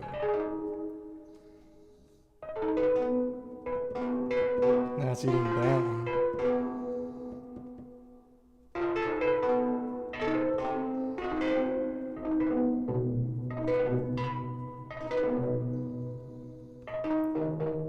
Maybe it's just, it might be the limitation of the controller. I don't know. It just didn't, it's not something I expect. Like, why can't I play that? Anyway, whatever. I'll worry about that later.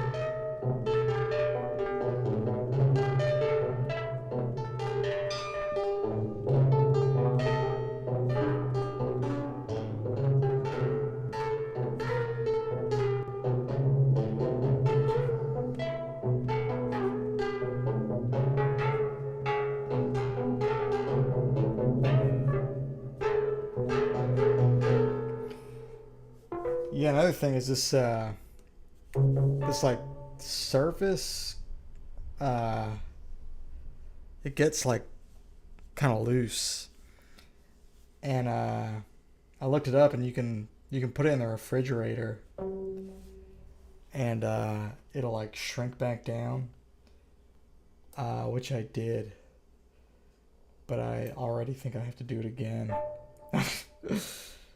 It's just kind of odd, but it's not a big deal, but it's small gripe. When I was first playing it, it was not really loose at all. It seemed totally fine, but oh, I did not mean to do that.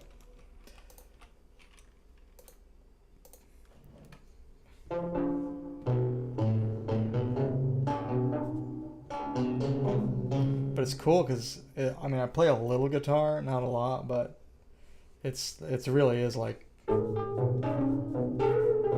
it's like combining guitar and piano almost, with the layout and the fact that you can do bends and stuff.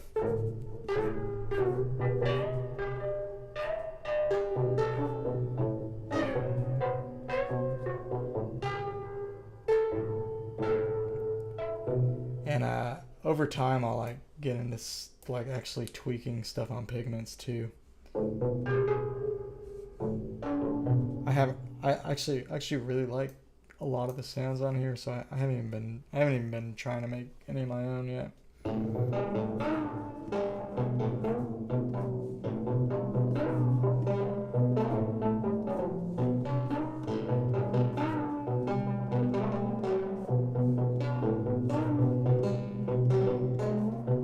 Have I seen the Harpeggi?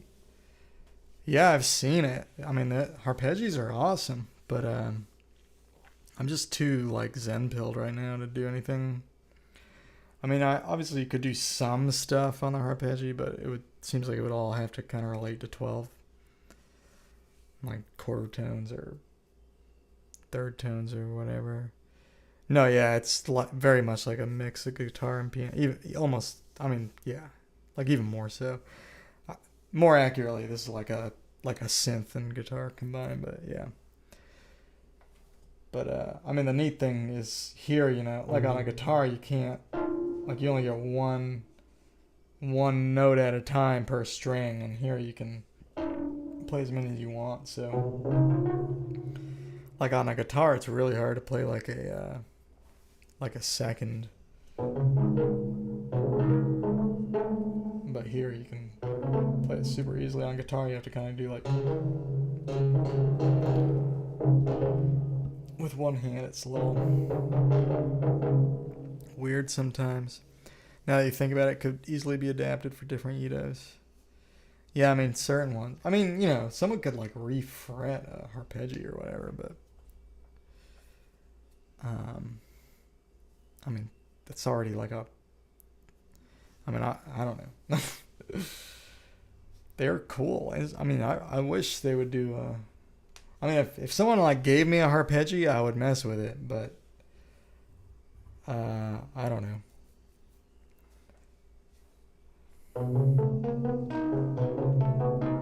I'm not gonna like buy one. Not because I don't like them, but because.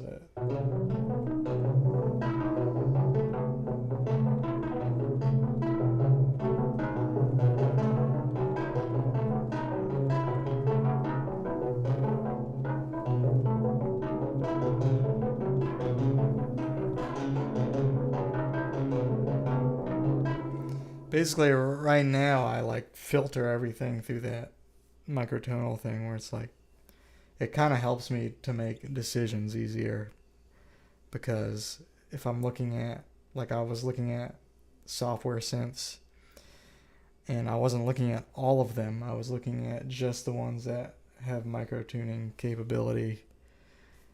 And when I'm looking at like pretty much anything, I'm just asking, oh, can it do micro tuning? And I just throw everything through that filter now, and it just like narrows down the world that much more, makes making decisions that much easier.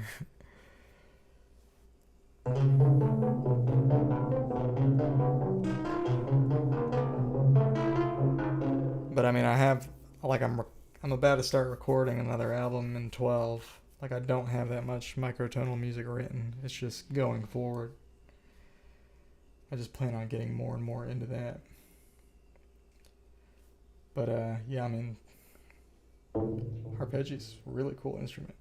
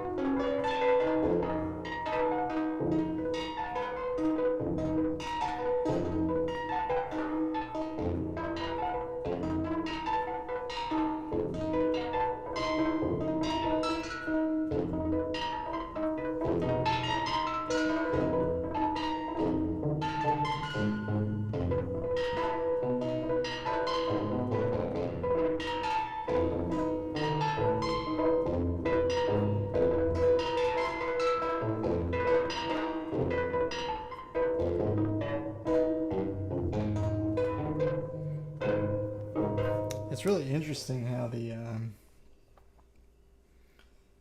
like you go, like I'm not used to the up down. Like if I go up, it gets higher. So even if I'm going left, like normally left is lower, like on a piano, and it still is, but if I'm also going up, it might, I might be going more up than I'm going left, and usually am. So it's like I'll go for a note thinking it's going to be lower, but then it's actually higher. But it's almost like there's so much range available to both hands at all times that I can see myself like not, like I've already just been playing with this for a few hours yesterday and just a little bit today. Like I'm finding myself doing things with one hand I normally wouldn't do without like a big hand crossover. It's just like very, very easy to just like take this hand and go into the bass, even if I'm doing like more of a trebly melodic thing. Like the bass is right there, and then I do have a lower bass here, but it's this is still, and then I still have really high notes here too, so you can still do hand crossover stuff too, but yeah, it's just like more range is available in a much smaller space. Like I guess in this tuning we have like, so 1, 2, it's 3 octaves plus 4 octaves. So that's about half an octave. We have like 4.5 octaves, which, most of those like smaller keyboards, not like my, not this small, but like those little Casios and whatever, those have like 5 octaves usually. So obviously this doesn't compare to like a 88 key piano in terms of range, but for a little tiny desk, and this is actually the smaller Linnstrument too, so you can get a bigger Linnstrument as well. Like this is the 128. There's a 200 version, which is a bit longer. But also, because you can customize the note offset, I could extend the range too. Right now, just the way it's set up, there could be less offset. So, and in fact, there could even be empty spaces between the different rows. So you could really extend the range probably as far as MIDI would permit it, but you'd have some gaps. But anyway, point being, even with this, probably more normal kind of setup, but you have considerable range, like right here in a very small space, just because it's the grid layout. It's very, very convenient for this sort of thing. I will say. And and when I say octaves, we're in a 14 note. The thing I've noticed with isomorphic keyboards is you're exchanging pitch distance for harmonic distance. Consonant notes close together and dissonant notes far apart. I guess on like a whatever those like honeycomb setups are, that's probably true. On this particular grid layout, because it's not it's basically like stacking. It's like stacking keyboards basically. It could be like a mixture, I guess, because you do have Wiki Hayden, or have you say that, Wiki Hayden? Yeah, No, on those layouts, yeah, because you're I can't remember how they're set up, but I don't know. I don't think I've ever actually learned how they're set up. But I know that like you can do like it'll look like this, and it's like a major chord. Here it would be in this particular tuning. It'd look like this.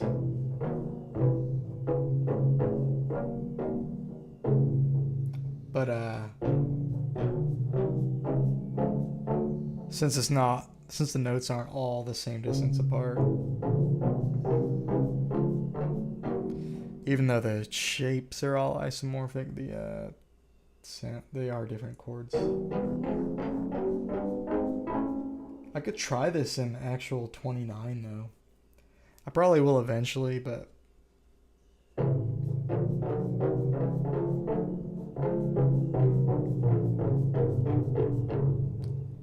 I'm kind of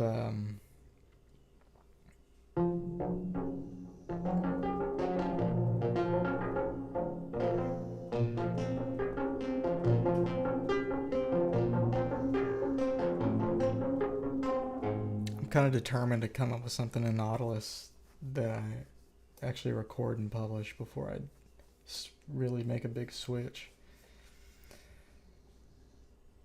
Yeah.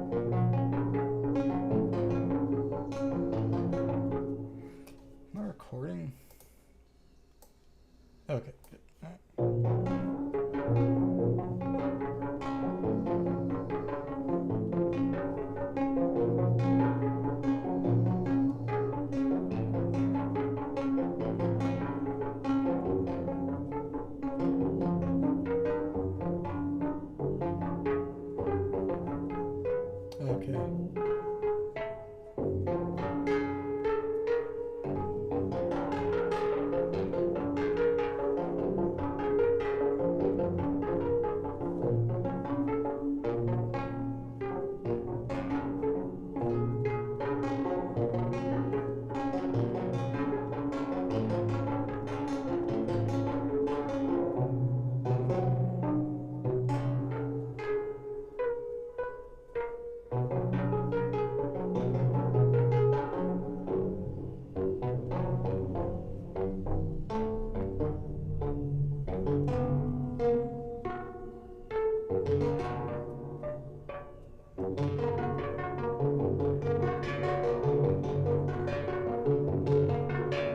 Yeah, I gotta say, like, I've only been noodling with this for like a day, and it's like, when I was on this thing, it was just like, what can I do in this little space? I would hear things and, play what I could, but now it's just like, okay, what's the, how do I play it? I mean, it's more like playing a real instrument. So, I don't know. Like, I have an idea or a inkling of a sound I'm going for, and now it's not a, it's not a, oh, that doesn't fit or whatever. So, yeah, I don't know.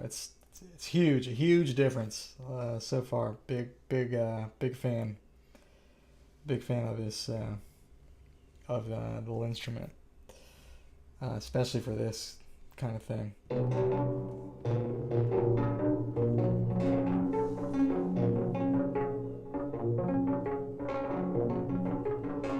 I mean, I gotta learn how to play it, but I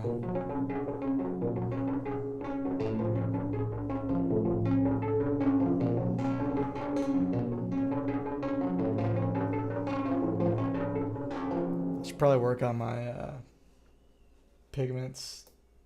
I should start learning how to tweak some sounds too, because right now, like, I could do something probably more with. I'm actually modulating right here, but it's so subtle. I could definitely just start playing with that thing, with that aspect too.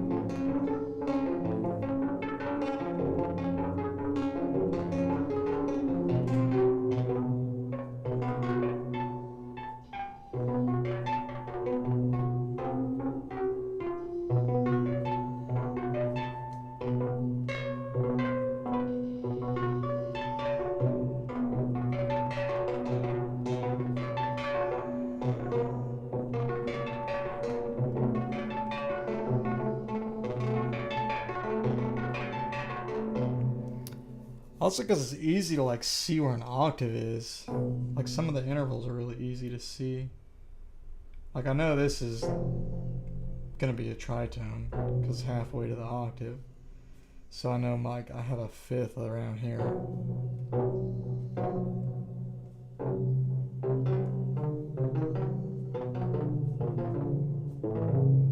Like not all the fifths are pure fifths in this scale, but yeah,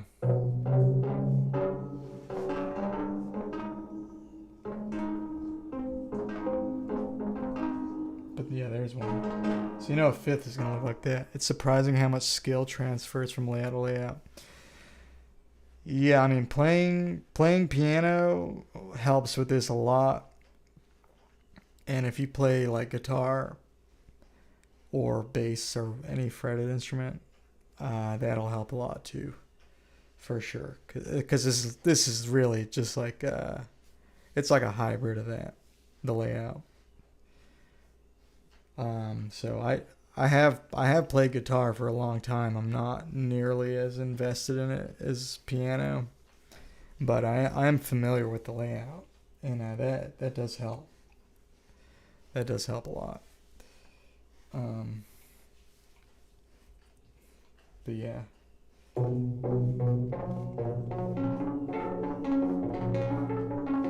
Yeah, like if I was trying to play like sax right now, or you know, some unlike anything I've done, I'd be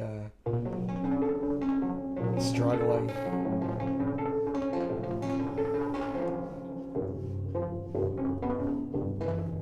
I don't feel like my facility is super clean, but I I know how to get there though. I know what I need to do, and obviously I can do some things already, which is very nice.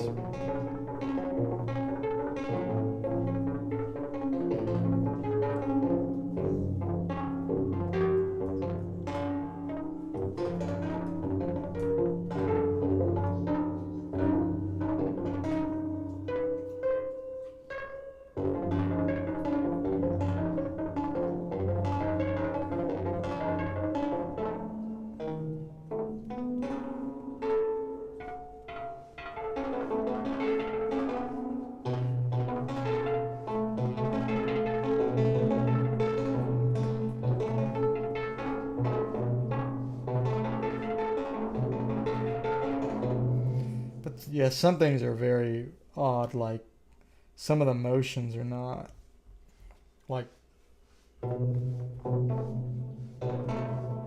this is going up. It feels like it should be going down. Because I'm very piano brained. But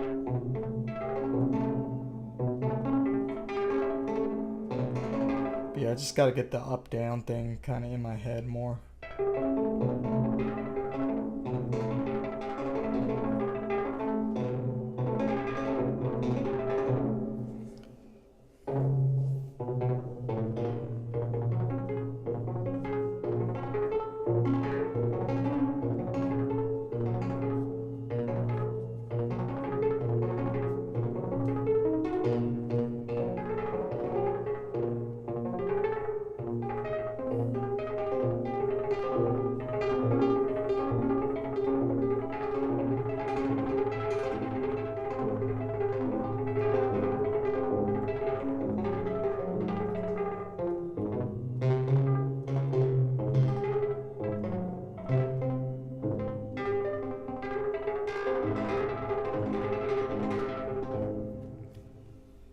You'd expect the up and down movements to transfer from the guitar playing.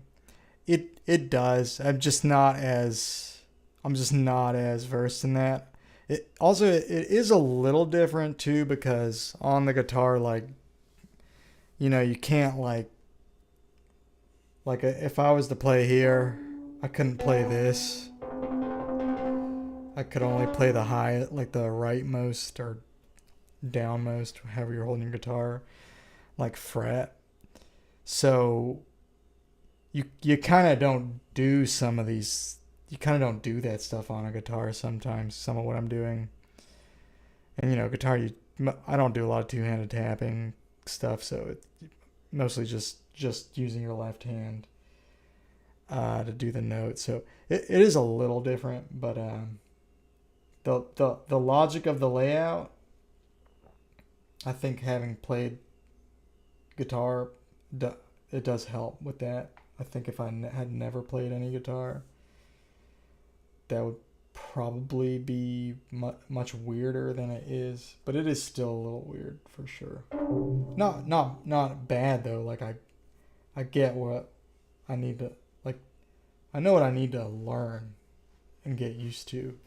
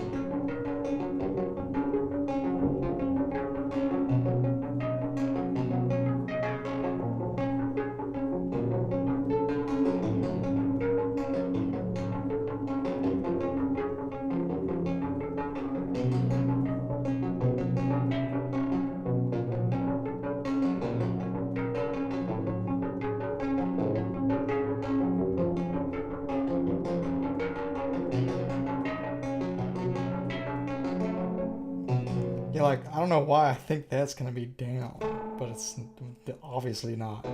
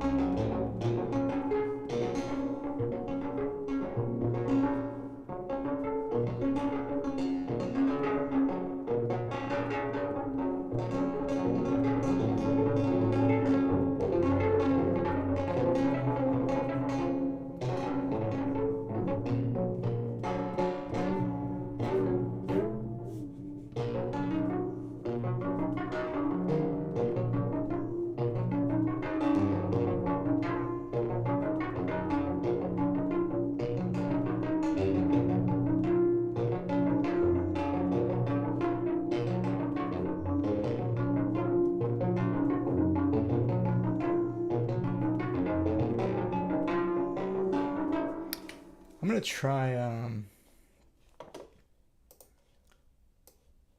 I'm gonna try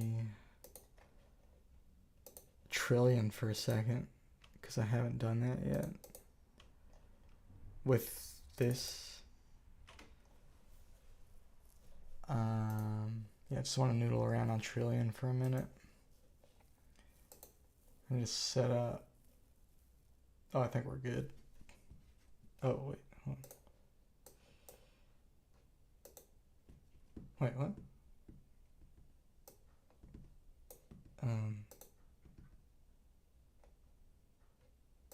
Why am I not hearing anything?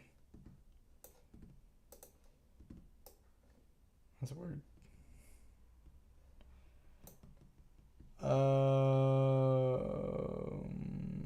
Maybe this is not set up for MPE. Let me turn it off real quick.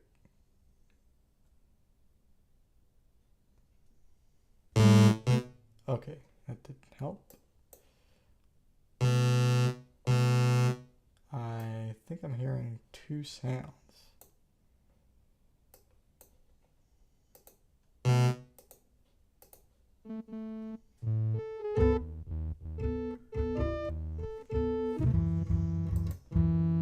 Why am I hearing two sounds?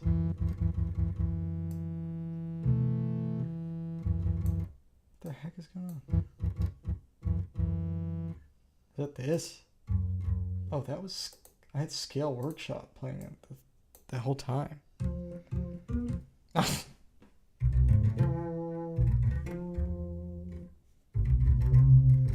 Alright, I'm still in tune.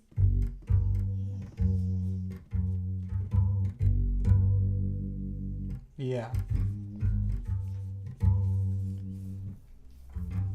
Because I turned off the MPE, I don't have the note bends anymore.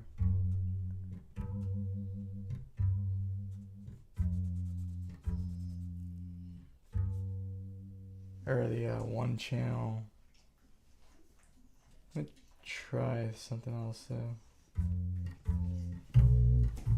No, that's not working.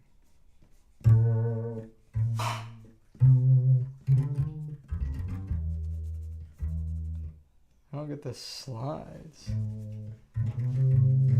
I bet there's a way to do it. I just have to set it up.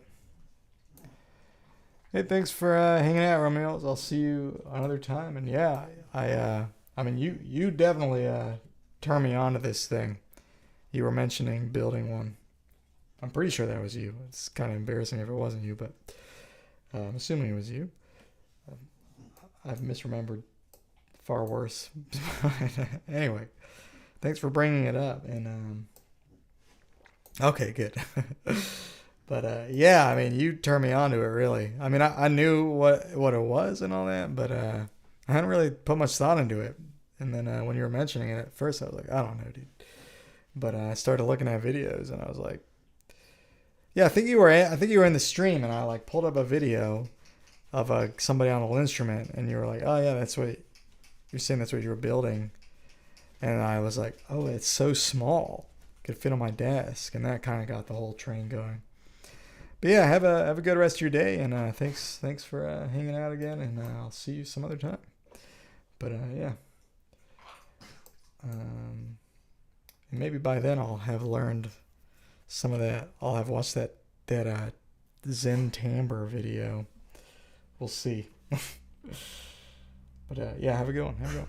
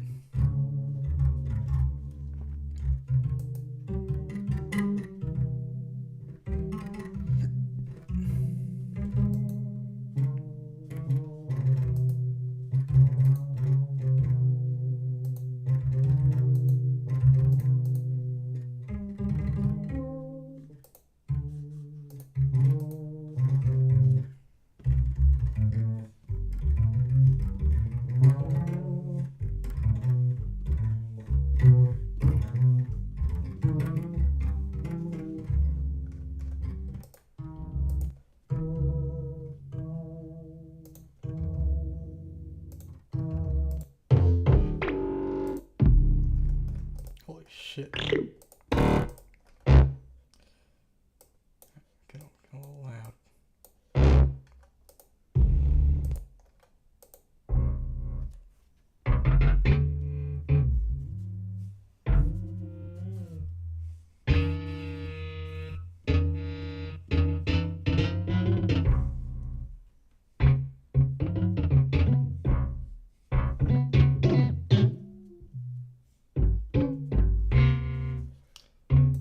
Wonder if,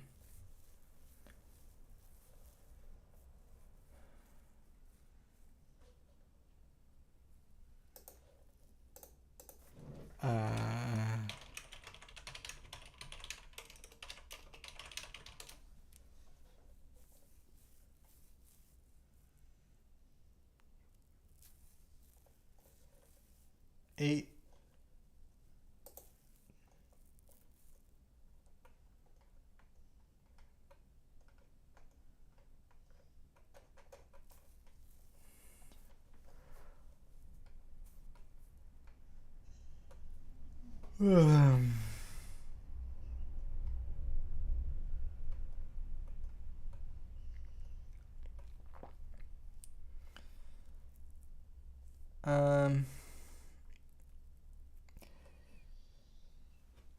Well,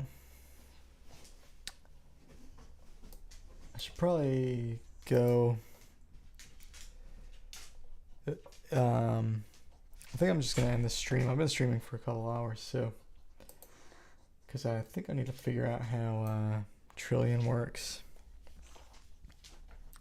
It kind of looks like it does. Also, my dog wants to go out, so I would need to take a break anyway. But anyway, it was a good stream. First time with the Linnstrument. I should be back tomorrow. Probably be doing a lot more of the same. Probably gonna try to be back on at around. I went on a little later tonight, but I had to go do some stuff earlier. This time is definitely better for the actually having some interaction on the stream, which is a big reason to keep doing it around this time. But I'm still kind of committed to trying the earlier time at least for maybe another week, because it's possible that there could be viewers at that time. It's also possible that there are not. So anyway, At least not for me for now. But okay, anyway, I'm gonna get going. But thanks for watching if you watched, and yeah.